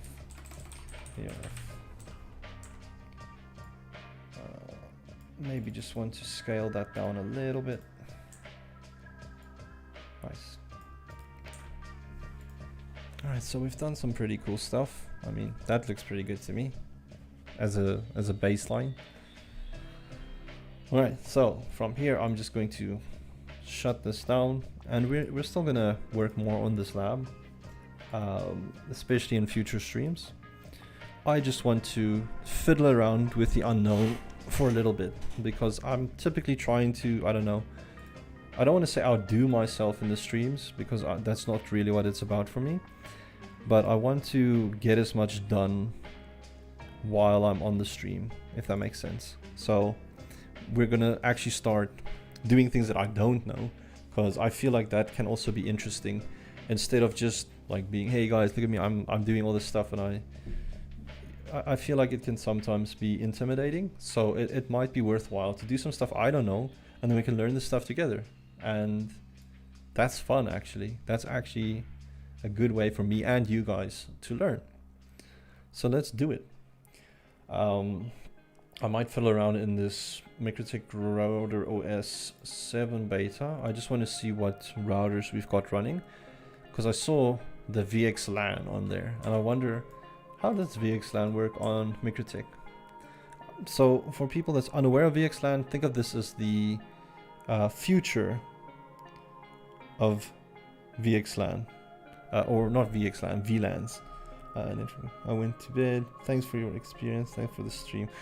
Thanks, Roman, for joining. It was really nice having you on the stream as well. You've been really nice to engage with. All right. I just want to see what version these MikroTiks are running. Beta 4. I actually think Beta 5 is out. I just want to have a look. Beta 5, yeah, this we saw earlier. So guess what? We're going to import another MikroTik into EVE-NG. So let's quickly download this. I think I saw the changelog, and it had a lot of added stuff for BGP. So we might play around with the version 7 BGP as well, because that's something I know, but I don't know how it's actually functioning on version 7. So let's see. Pretty cool stuff. Very cool stuff. Oh, this is, oh no, I don't think I'm gonna do that. I wanted to show you guys something on EVE-NG, but I've made a post about it. Actually, let me show you regardless. On EVE-NG, it's also pretty cool. They've started this thing called Labs Library, and they're busy filling it up with a bunch of topologies and labs that you could basically import. So for now, it's just a bunch of Cisco. I don't know if they plan on adding anything else. I mean, maybe I could ask them, hey guys, can I add my MikroTik labs on here? And then this would be a good place where you could import the labs, like the stuff that I've been creating, so that you could import it into your own EVE and learn. Anyways, let's see, has the download finished? It's finished. This was way quicker than the other one. Let's just extract the files again. Extract here. Now we've got a nice little CHR 7.1 beta 5. Okay, so let's just go onto the EVE, and I'll just quickly do it through my VMware player. We're going to create a directory in OPT unit lab. add-on Quemu, and this is a MikroTik, and we are adding CHR7.1 beta 5. I'm pretty sure that is what it is. Yes. We've added the directory. So let's just quickly upload the image. So go into my Eve. Can I see it? There's beta.4. So let's just refresh. There's beta 5. Let's import beta 5 or beta. Beta. And let's just move or rename that image to QCow quickly. So MV OPT UnitLab add-on Quemu MikroTik CHR7.1 beta 5. So we're going to move. Actually, let's just CD to there first. CD, and then we're going to do the move. We're going to move CHR7. We're going to call this vert IOA.QCow2. Done and dusted. I'm going to turn off these two other routers because let's just say they are the previous version. So we don't really want to test the previous version stuff. And let's just add 2 nodes for version 7. So MikroTik version 7.1 beta 5, perfect. Let's add like, I don't know, 4 routers. Let's be adventurous.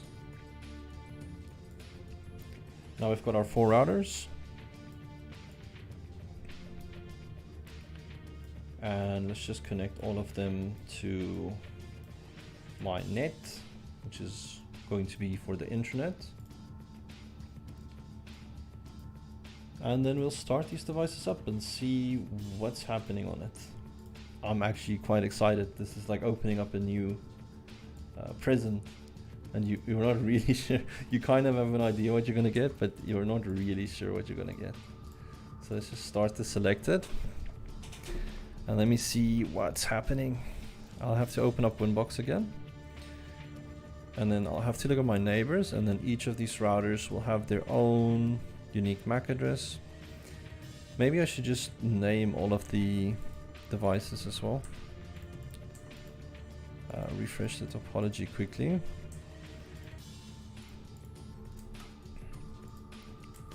Admin blank.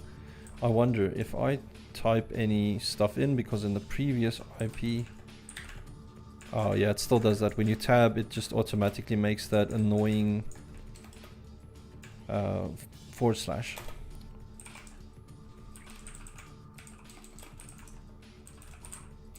IP neighbor print. So I'm seeing all the CHRs. I should actually pick it up in my neighbors list now. Yes, I do. I just want to give the MikroTik's name so that we actually know who is what.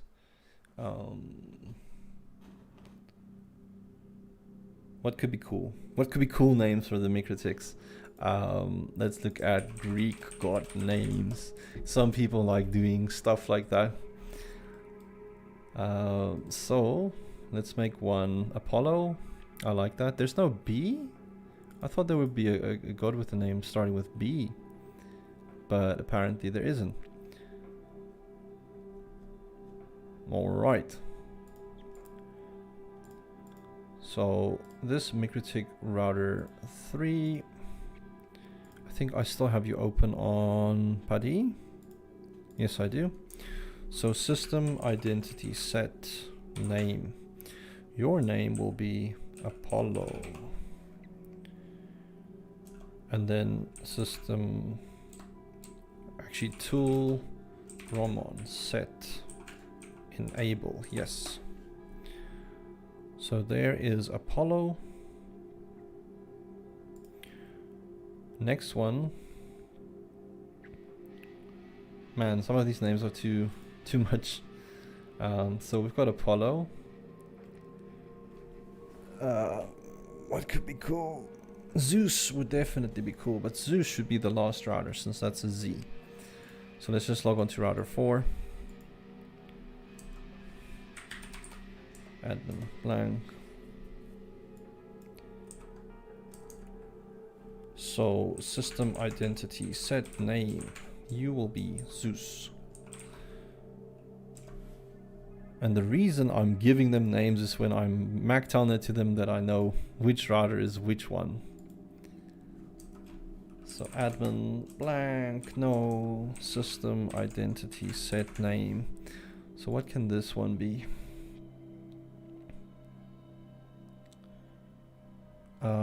There's like, there were Greeks and then there were Romans as well. They had stuff like Mars. I could do that. So let's maybe make Mars and Vulcan. Those sound cool. So you will be Mars. And you, my good lost friend, will be Vulcan. Which reminds me of Star Trek. So system identity set name Vulcan. Tool set tool Roman set enable. Yes, I don't know if I enabled it on all the other routers. And I maybe just want to change Apollo's name into all caps as well. System identity set name Apollo. Cool. Now I've got 4 different routers. They've all got their different names. Let's just refresh. There we go. So let's start with Apollo and see what's happening. So we connect onto oh wait, we're not going to connect onto Roman. We're just connecting straight Mac telnet. And let's see, what do we have here? What is going on version 7 beta, version 7.1 beta 5? Oh, sorry, I need to just scoot up a bit. So let's see the routing BGP. What's happening here? This connection, template, peer cache, RPKI. I know somebody has been asking about the RPKI for a while. And version 7 has RPKI, so that's nice. Connections. Let's just see what's happening with the BGP here. Extras. So we get a name, template, there's an AS, our router ID. So it kind of looks like all the BGP stuff is mushed together. Where before you made like an instance, for each connection you basically specify it. So this is a random lab, dude.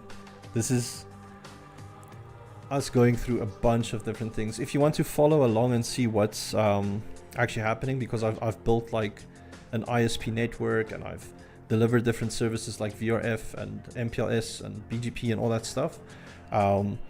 And it's culminated up to this point where this is just a lab for us to now be playing around and learning new tech. So I've started a new lab just now in EVentG, just bringing in new MikroTik routers, which is running in the beta version. And it's a new release that came out, I don't know, yesterday or today, that's added some new functionality. And we just want to play around in the beta version of MikroTik. So we're going to look at doing all kinds of stuff. There's no plan approach to what we can do in this topology that you're seeing right now. We might just quickly try and figure out how to do BGP in the new version.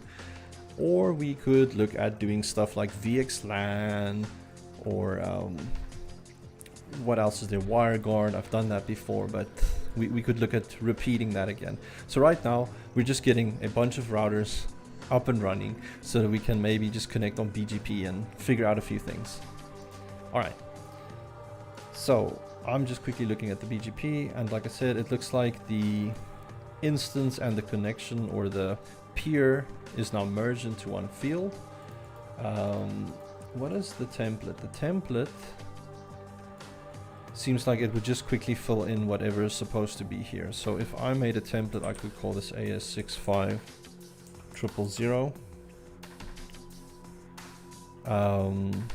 The AS number would be 65000. And we should probably give each router a unique router ID. So let's just do that by adding some text, not a line, a text. And let's make that 9991. Got 2. I didn't duplicate. Man, that feels bad. Make that .2, and then the last one will be .4. So this will be a loopback address as well as a router ID. So Apollo, you will be 1. Mars, you will be 2. Vulcan, you will be 3. And Zeus, you will be 4. Kind of silly that I'm mixing Greek and Roman, but it kind of works. And I like the whole culture as well. Alright, so we've got that sorted. So let's just quickly add a BGP template. So, let's maybe give each router its own AS for starters. So let's just add some custom shapes, make it a nice rounded square, solid. We can make the border color, well, let's just leave it black for now. I might just reduce that border width to something smaller. It doesn't look as big. Let's just do that. Duplicate. Duplicate. Duplicate.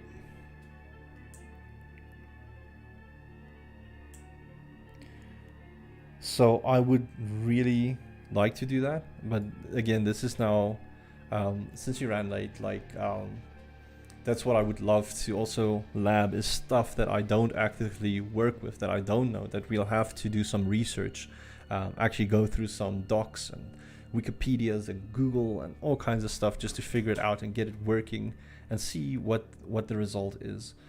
But again, remember, this is all now beta on MikroTik. So we're prone to run into issues and maybe some stuff that doesn't even work. So don't feel too bummed out if we don't accomplish everything we want. First things first, I just want to do the BGP to see if we can get that working, because that's at least some familiar territory.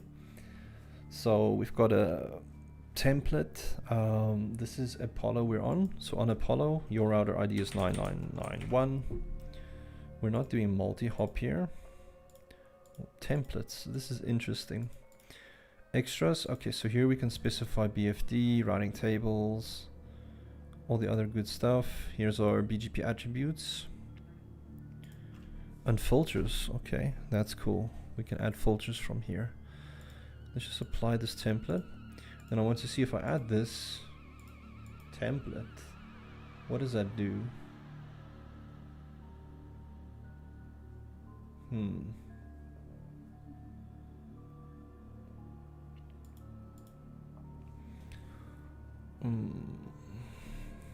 We could call this connection. So I'm sure the connection is supposed to function as a peer. eBGP peer, eBGP provider, okay. Let's just also set our peers actually. Let's make that bold. Red.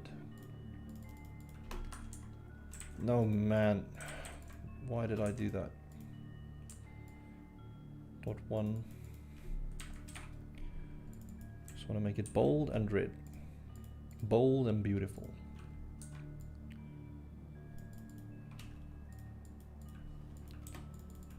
Bold and red. Bold and red. Bold and red. Alright, let's quickly assign some ASs as well. So Apollo, you are going to be AS65000.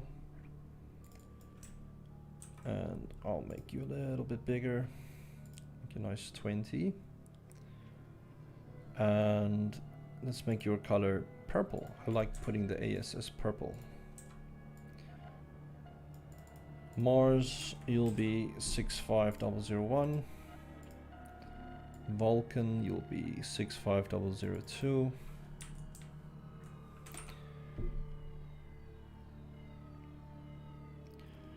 No, unfortunately the text editor is not available in the free edition. It's very limited to what you can make your topologies look like, unfortunately, even though all of the functionality is there with the router when you import it. It's just Pro Edition gives you these features to make things look nicer, but that shouldn't be the selling point for you. Like Community Edition works totally fine. It's really good, really nice.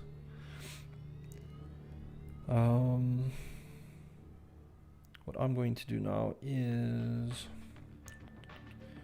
go back onto the router. Then I need to figure this out. Because do I need to fill in the AS again if I put in a template, or what's happening here? Let's just first add the AS.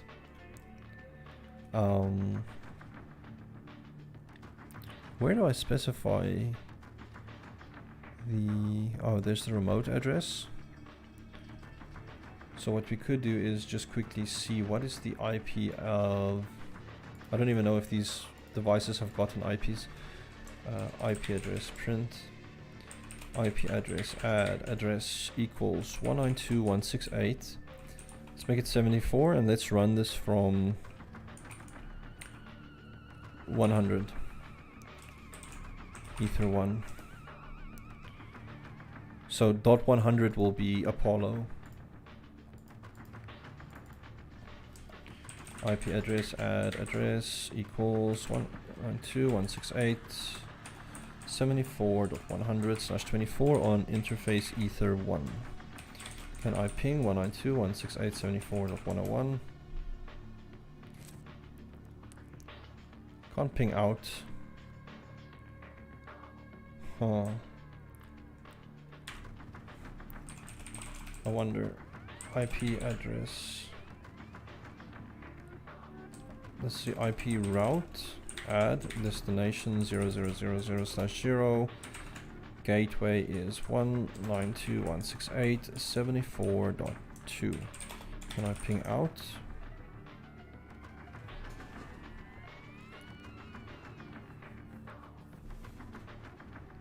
So in theory I should actually have internet connectivity, but I'm not getting any breakout from this version 5 router.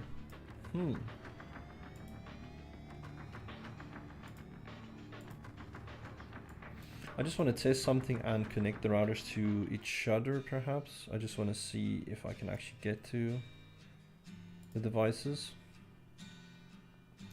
I'm not just going to connect them all directly. I just want to see if this is working or not. So IP address add, let's make it 10.0.0.1/30 on Ether 2. And on Mars, we want to do the same.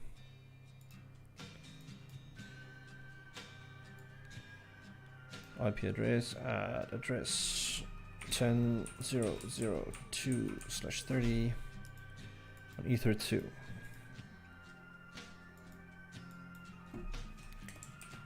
Can you ping 10.0.0.1?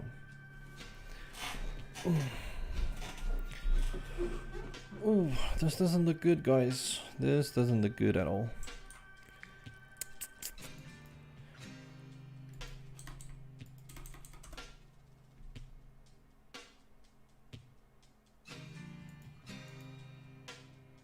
I might quickly just add a previous beta version router. I just want to see, can I actually break out then?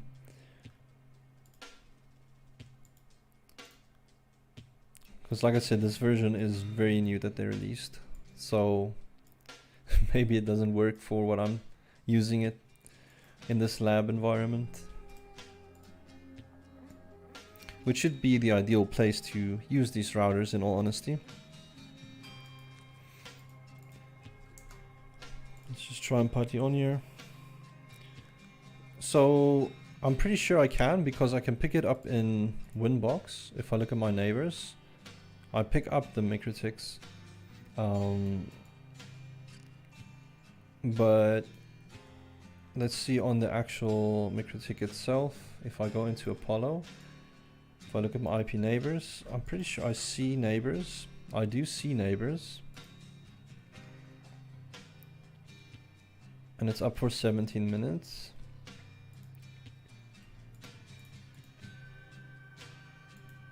Why does it pick something up on Ether 3 though? That is so weird. Very weird.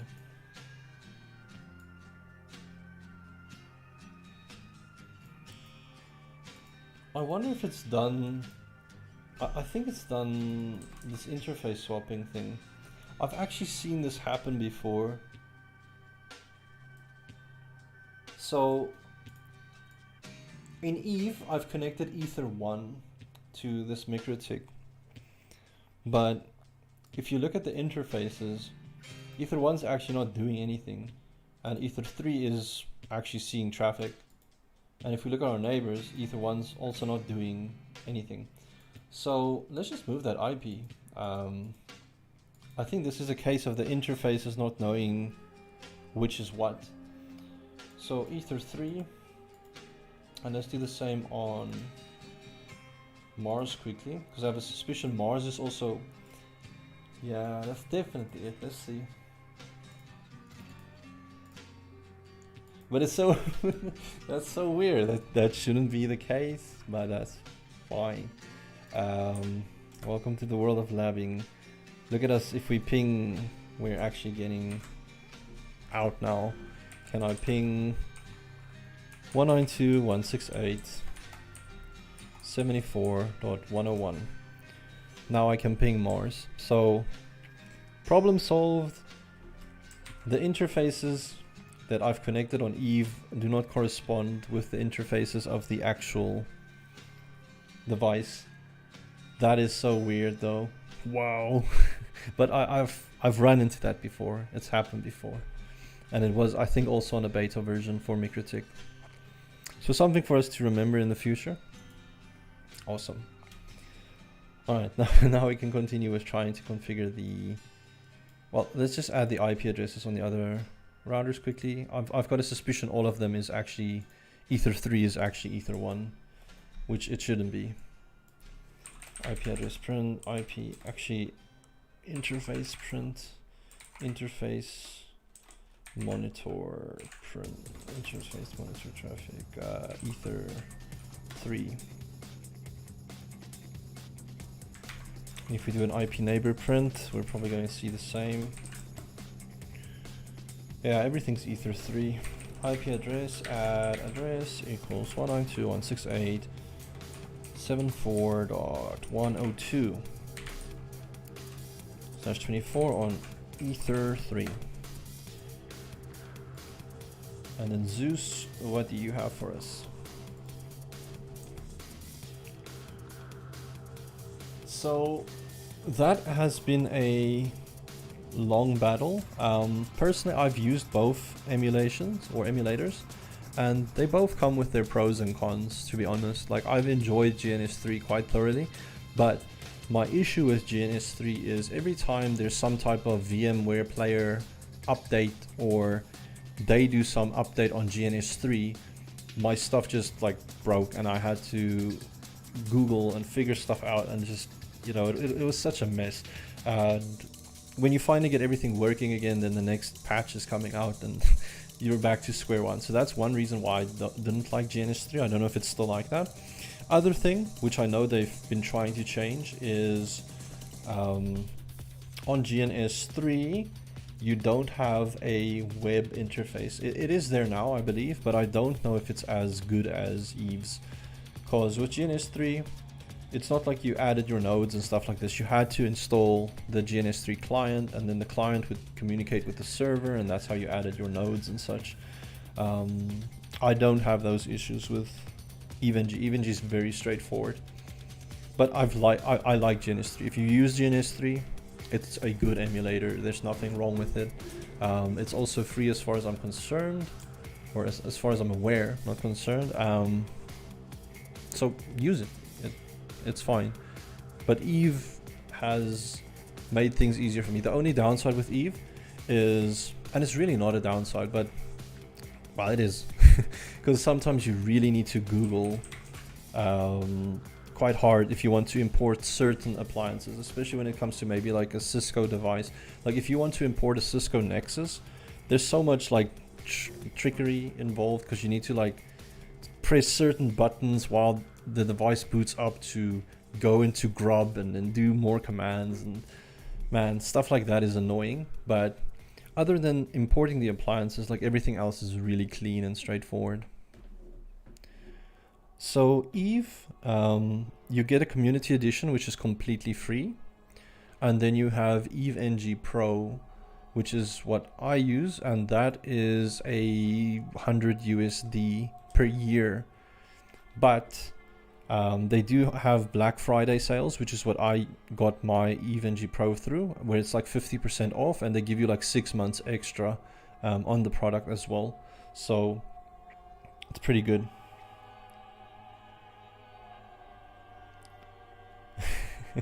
I know the feeling. Like GNS3, it is really good if things work and you get everything working. But like I said, the moment there's some update or change, it breaks everything, and that's never fun.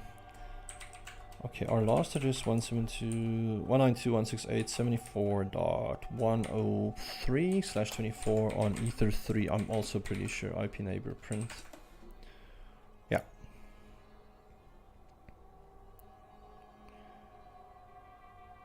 Alrighty, so let's quickly jump back and try and figure out how to add some peers, because now we can actually add them.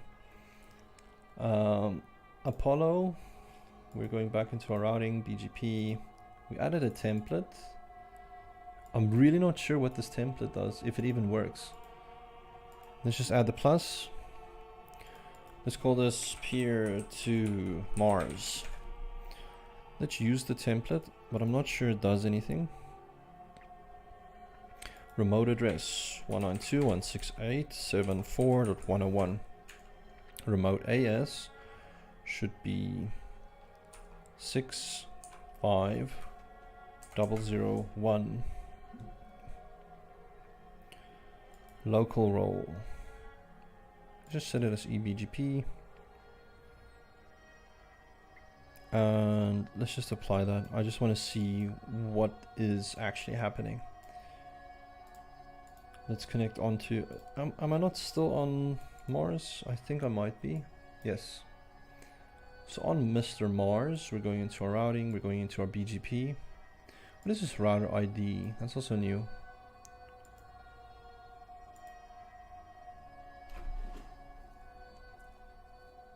That's interesting. Alright, back on point. BGP. Let's add a new template, call this AS65001. AS is 65001. I'm not going to add anything there. Let's just add the connection. So peer to Apollo. So let's use the template again. I'm guessing the template kind of like autos this info, but we'll see.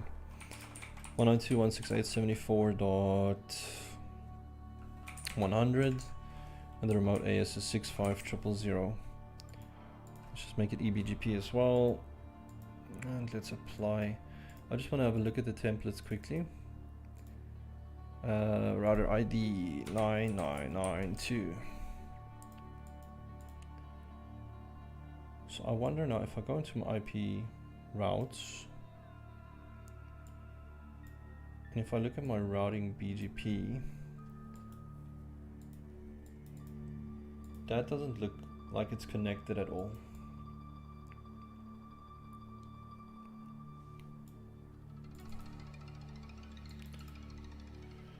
Let me actually fill in these details. So our AS is 65001. Our router ID is 9992. And on Apollo, let's do the same. Our AS is 65000 9991, so that's in there.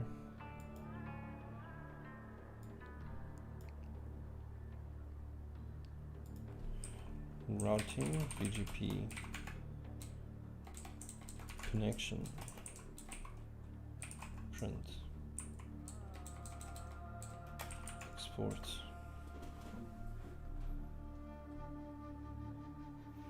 Just want to change the local roles to iBGP as well.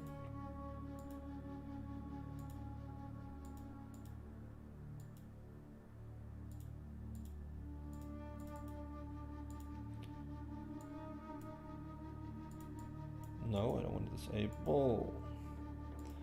Let's apply iBGP.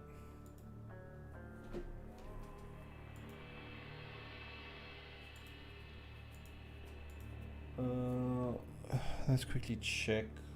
Let's go to our good friend Google. Microtik router OS v7 BGP.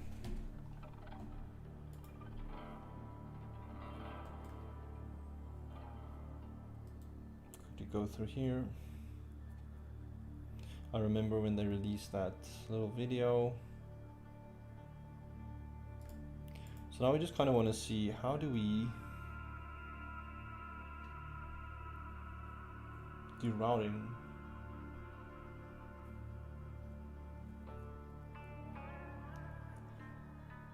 Set, okay, that's fine.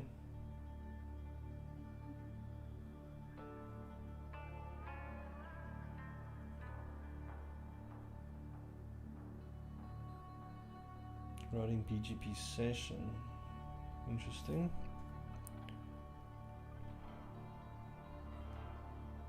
So sorry if it sounds like I'm rambling and not engaging that much with you guys, but now we're at the point of actual labbing, you know, we're figuring this stuff out. So specifically, we're just looking at this beginning point where it's the template and it's the connection. Like, those are the important bits for us. But why is the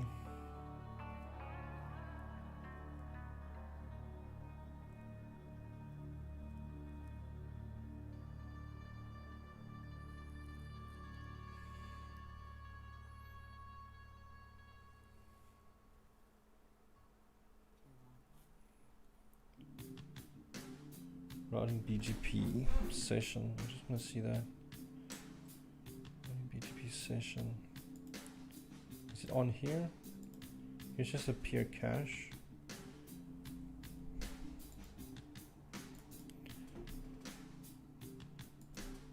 So there, he didn't specify any of that.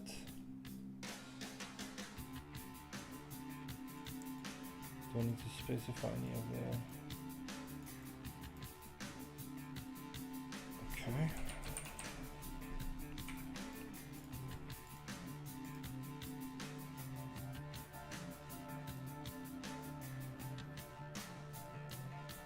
So template map. So let's set to listen.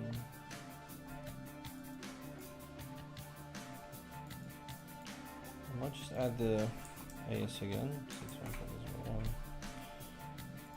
Set it to connect and listen. Let's see what it does. For Apollo as well.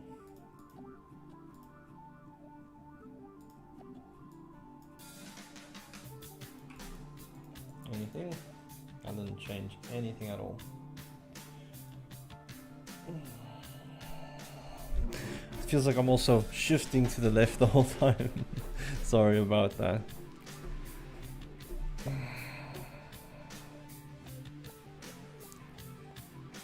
Okay, let's just properly read here. There's completely no more instance and peer. Instead we have connection template and session menus. Split parameters. The template, it contains all BGP protocol related configuration options. It can be used as a template for all dynamic peers and applies similar config to groups of peers. Note this is not the same as peer groups in Cisco devices, where the group is more just common configuration. By default, there is a default template that requires you to set your own AS. Okay, that's fine. Starting from template parameters exposed in connection, I'm guessing, configuration, which template not mandatory anymore. Allowing easier BGP, similar as it was in... Okay, so the template is not...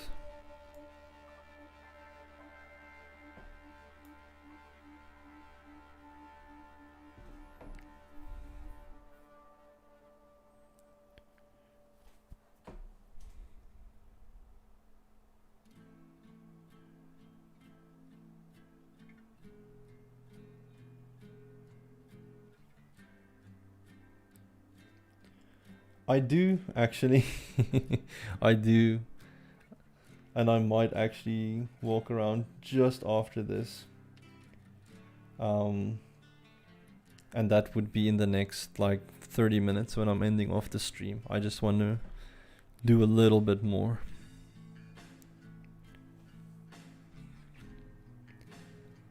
Route filtering. Hey Nicola, yeah, we can, I think you mentioned something about cluster ID. But first things first, we just want to get these peers up. So let's just delete the templates. And then I'm going to just add connections.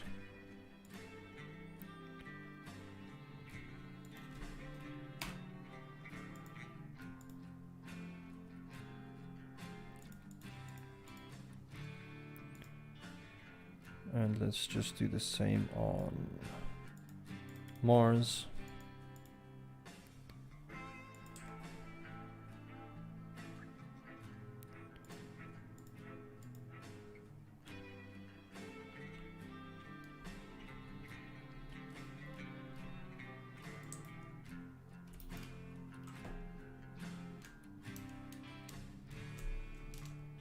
Yeah, I might do that. I mean, I've actually got like a little, like this,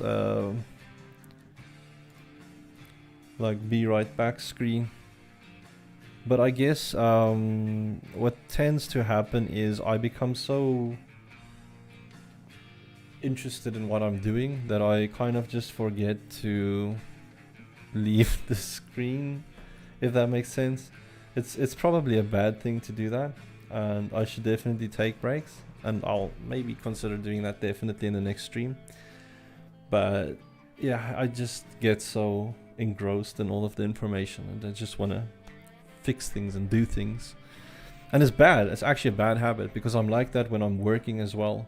Like, I might sit at my desk for hours on end just fixing things, and I think it's a really bad habit that I've just picked up, that I need to stop. Kind of like if you're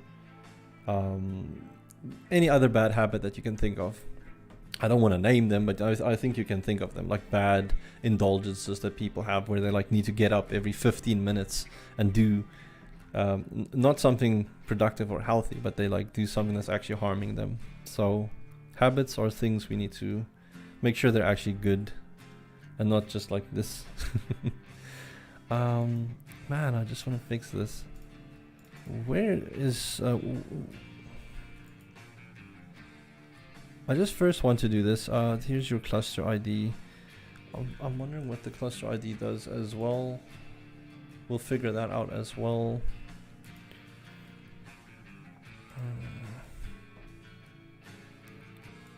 Routing BGP connection. Because this is very basic what they're doing here. And it doesn't look to me like it just works.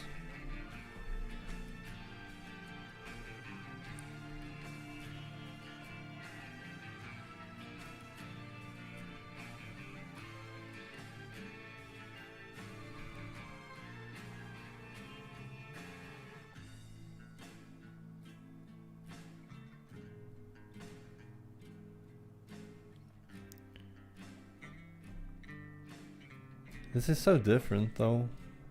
Like, they're like, it's kind of the same, but it's really not. They've changed BGP in version 7 so much. Because like you see, there's no networks that you specify either. It's just like a connection and template, and there you go. And that you kind of are expected to use the filters for your networks.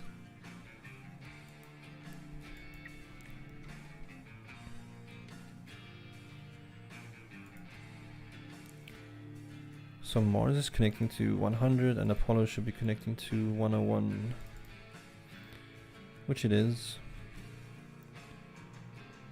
But why is it not connecting? Running BGP.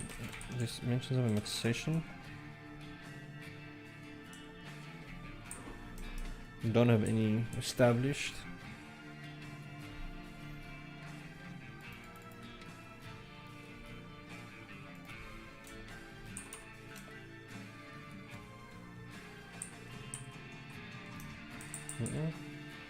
Print that. Invalid remote AS, but they said you don't even need to fill it in. But let's just fill it in again. 65001. Just do the same on Mars. Routing BGP 65000.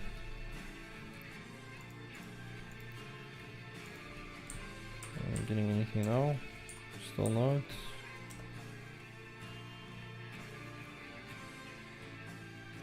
Invalid remote AS and local role combination. Let's set that as eBGP. What does it do now? Cannot listen to incoming. Missing local address. Dude, what are we doing? Where do I specify local address? Actually, let's just disable the listen. Okay, it seems happy with that. I think we just need to do the same on this device, eBGP.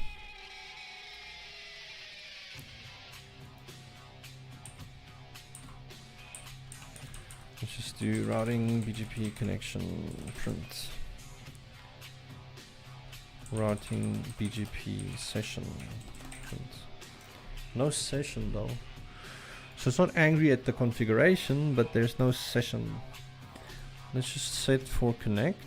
Maybe that does something.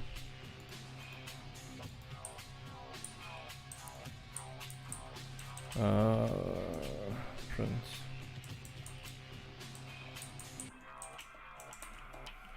Well, that's not doing anything.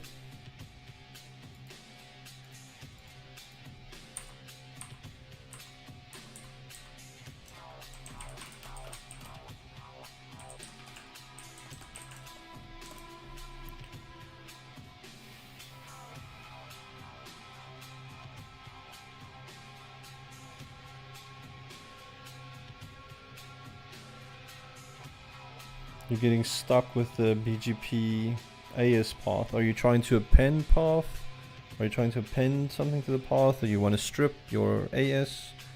What are you trying to manipulate with the AS path?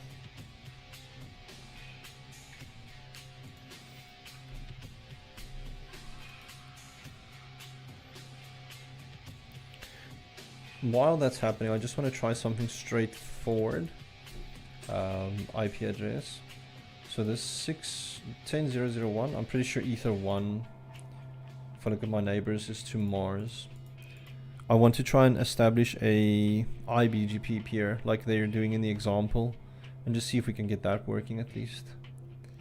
So IP interfaces, ether 1 as well, I'm pretty sure. Let's look at the neighbor.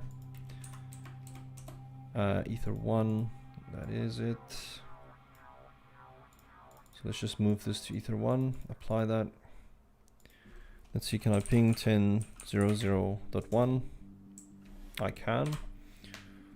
Okay, so let's try and just create a private AS, call it 100, and make it iBGP. Let's see if we can get it working as per the example. Sorry, I might just drag this example off screen, so I can read it off the one screen, because here you see all of the like changes they've made for version 7, and this is something I like recently saw, I think yesterday. Anyways, just couldn't keep these routers open. Apollo, you can be on the left side.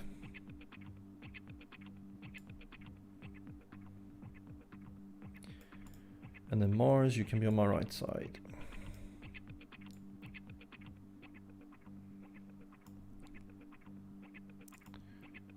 Do that. There we go. So BGP.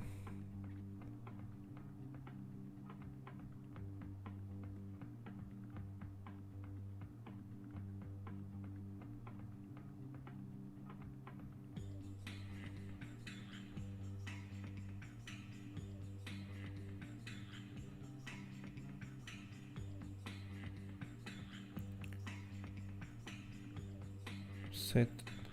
Okay. Going into the routing. Let's just get rid of all of the connections and stuff. So first things first, we're going to create a template. Let's just call this AS100. This is going to be 10.0.0.2 for Mars.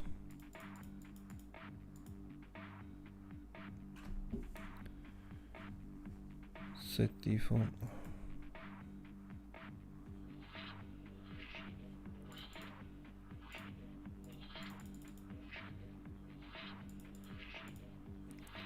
Because what they're doing is they're adding a new template. Oh, okay. And they're setting the default as AS100. Okay.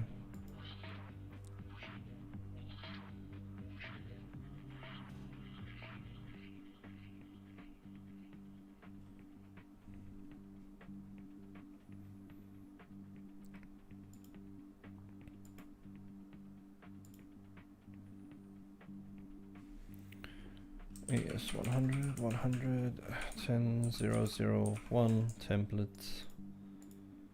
We're not going to inherit anything there.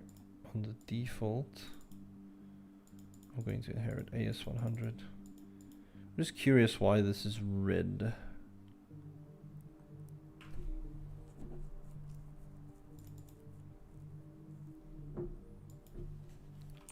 Six five triple zero. Okay, 999.1. But hang on, if I do the AS,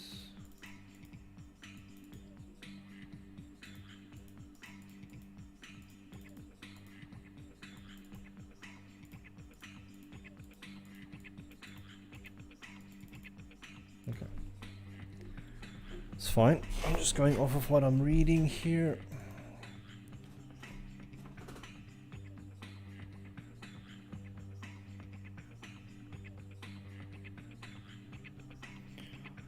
Alright, so Nicola, what you could do is on your BGP peer, there is a strip private AS that you can enable, and it would remove the private AS that you're receiving from the remote end. That's one thing that you could do, or you could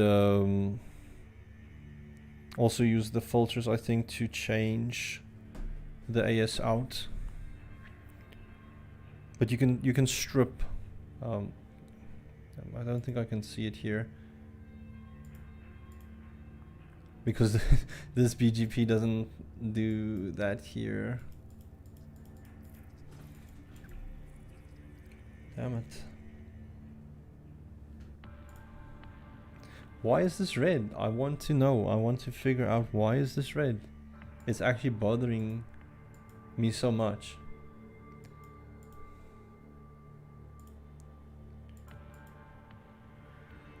Okay, let's just go back to the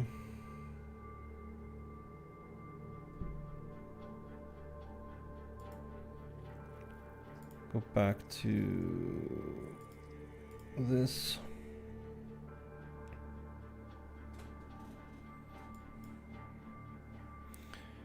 Let's just do it through the command line like them as well. Routing Bgp connection. Add remote dot address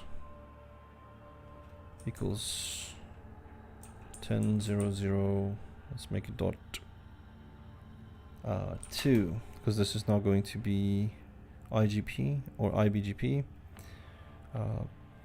Set it to listen. Templates. AS100. Local role. IBGP. Name. Peer to Mars IBGP. Bgp connection print. What do you mean missing local address? Hang on. Routing Bgp connection. Add remote dot address equals 10.0.0.1.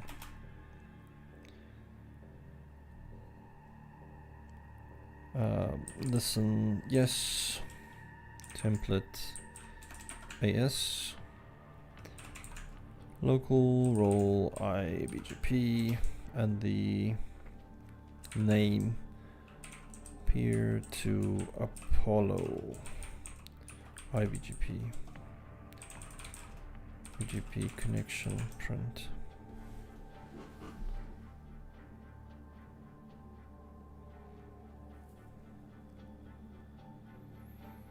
Very interesting.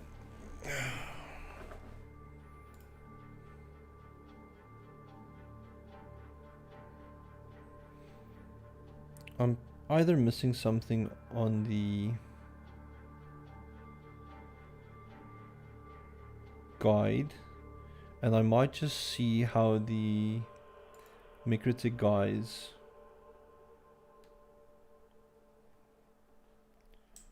alright. So I'm just quickly going to minimize this lab because I think I want to go through this video, and I don't want to sit here and like watch a video for 20 minutes. So we'll probably cover the version 7 BGP in the next stream, or I might make a video about that separately. So before I end this off, let's just quickly see if I can give you that example. But this sucks. I actually wanted to get this to work. That sucks so badly, man.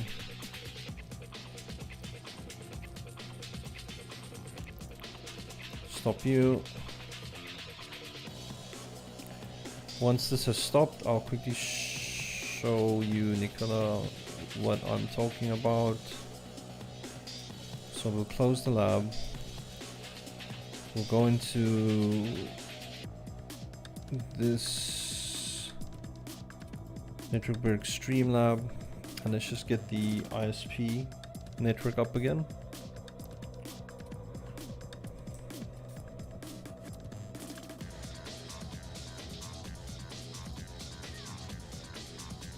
And we want to start that switch up, and then this one customer that's actually got BGP configured.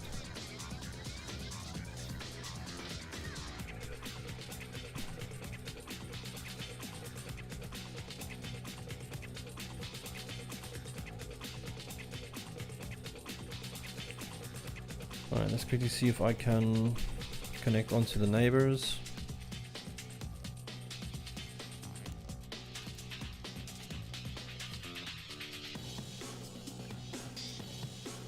Oh, my IXP is also still needing to connect, so that will fail. Let's just go to the nodes quickly.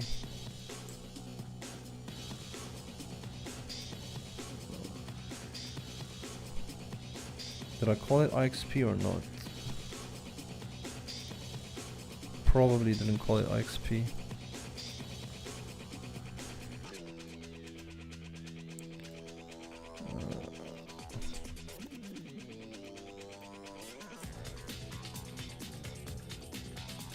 Started from there.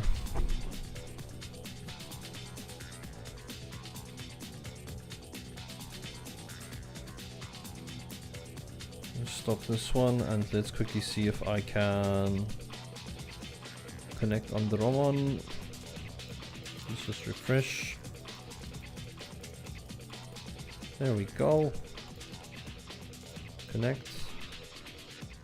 I didn't want to connect. I wanted to connect on Roman. Let's disconnect. Connect on Roman. And let's find router 6 because that's got the BGP peer to that private AS, which is technically the issue that you're having. So if we look at our BGP, I just want to see if it's connected. Peers.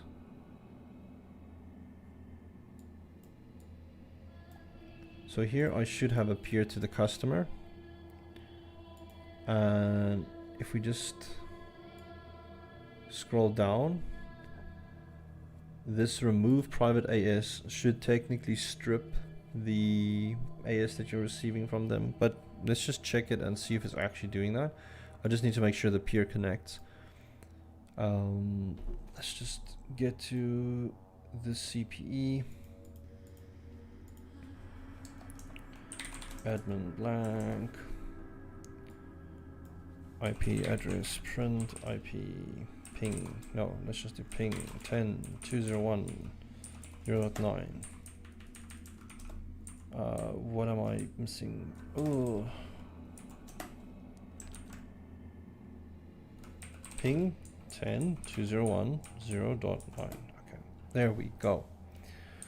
Routing BGP peer print peer export.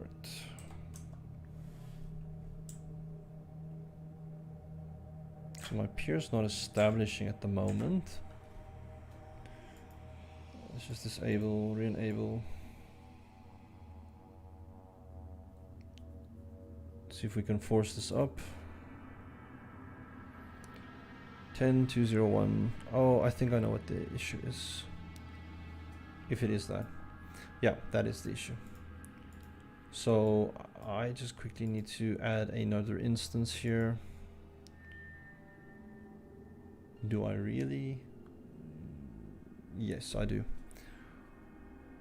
So I'm gonna have to change the AS now, but it doesn't really matter. This can just be something else. 65.111. Actually, we could just call this Vrf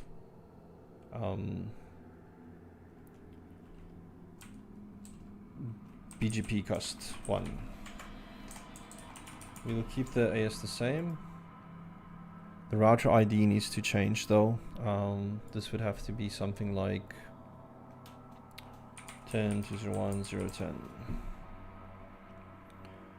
And now we're going to select the routing table for the wireless customers. I think the CPE 12 is on the wireless customers, and that's why this isn't working. Because in my peers, it doesn't have this IP address in the peer anymore. So I just need to update that to the Vrf BGP cust 1. If I look at my IP routes, Vrf, we have wireless customers, and that is CPE 12, yes. So can I ping 10.201.0.9, no, .10 from wireless? Yes.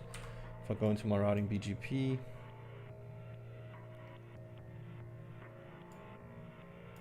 that's in an open send state now, which is interesting.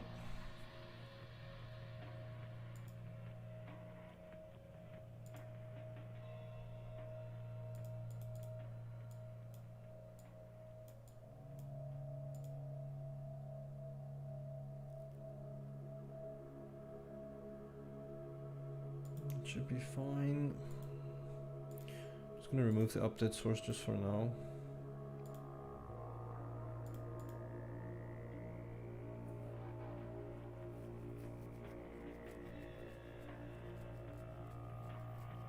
10.201.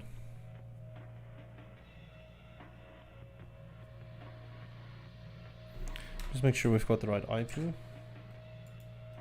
But I'm sure the IP is correct. IP address print.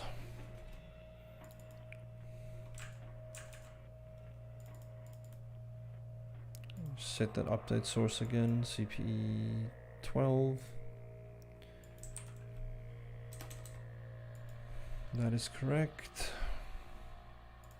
Make that default as well. Let's look at our instance, Vrf. Let's call this BGP wireless first. Router ID 10.201.0. Oh, that's why it's breaking. There we go. Now we've got the wireless customer established. But I'm not learning any routes yet, so let's just learn some routes. So we have CP12. Let's just do a quick way to export some routes. So let's do routing. Actually, let's just add a... Do I have a bridge interface print? Let's just add a bridge interface bridge add name LO10 IP address add. Let's add an address of 172.16.5.1/24 to the bridge interface LO10. And now let's go into our routing BGP network add. The network is 172.16.50/24. So this is now technically your issue. So we're going to our IP routes. And if I look at the wireless customers, I should have this route that I'm receiving. If we look at our attributes, our AS path is this 100 that we're receiving. So if this was being sent further down the BGP path, like, you know, it would add like 65.000 and then whatever the path is that it's taking to get there. So if we wanted to, we should be able to just do routing peer remove private AS, apply that. We might just need to refresh or resend the peer. I might just disable, re-enable it. Let's see, we're receiving this route. So it still has the path there as 100, but I'm pretty sure if it goes further down the line, let me go on to router 7 quickly.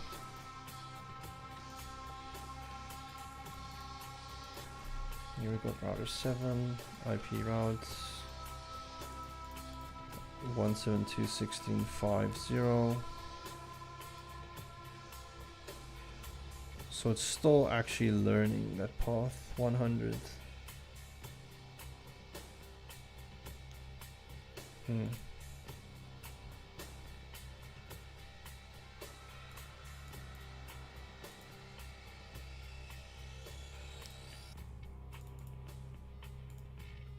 Routing BGP. This is not actually doing that. What about the AS override? No, let's not do that. Well, I'm pretty sure filters will do what we want. Routing filters, BGP.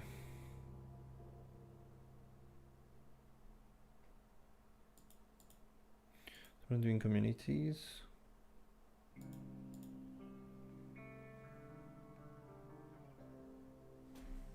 BGP mid. No, we're not doing any of that.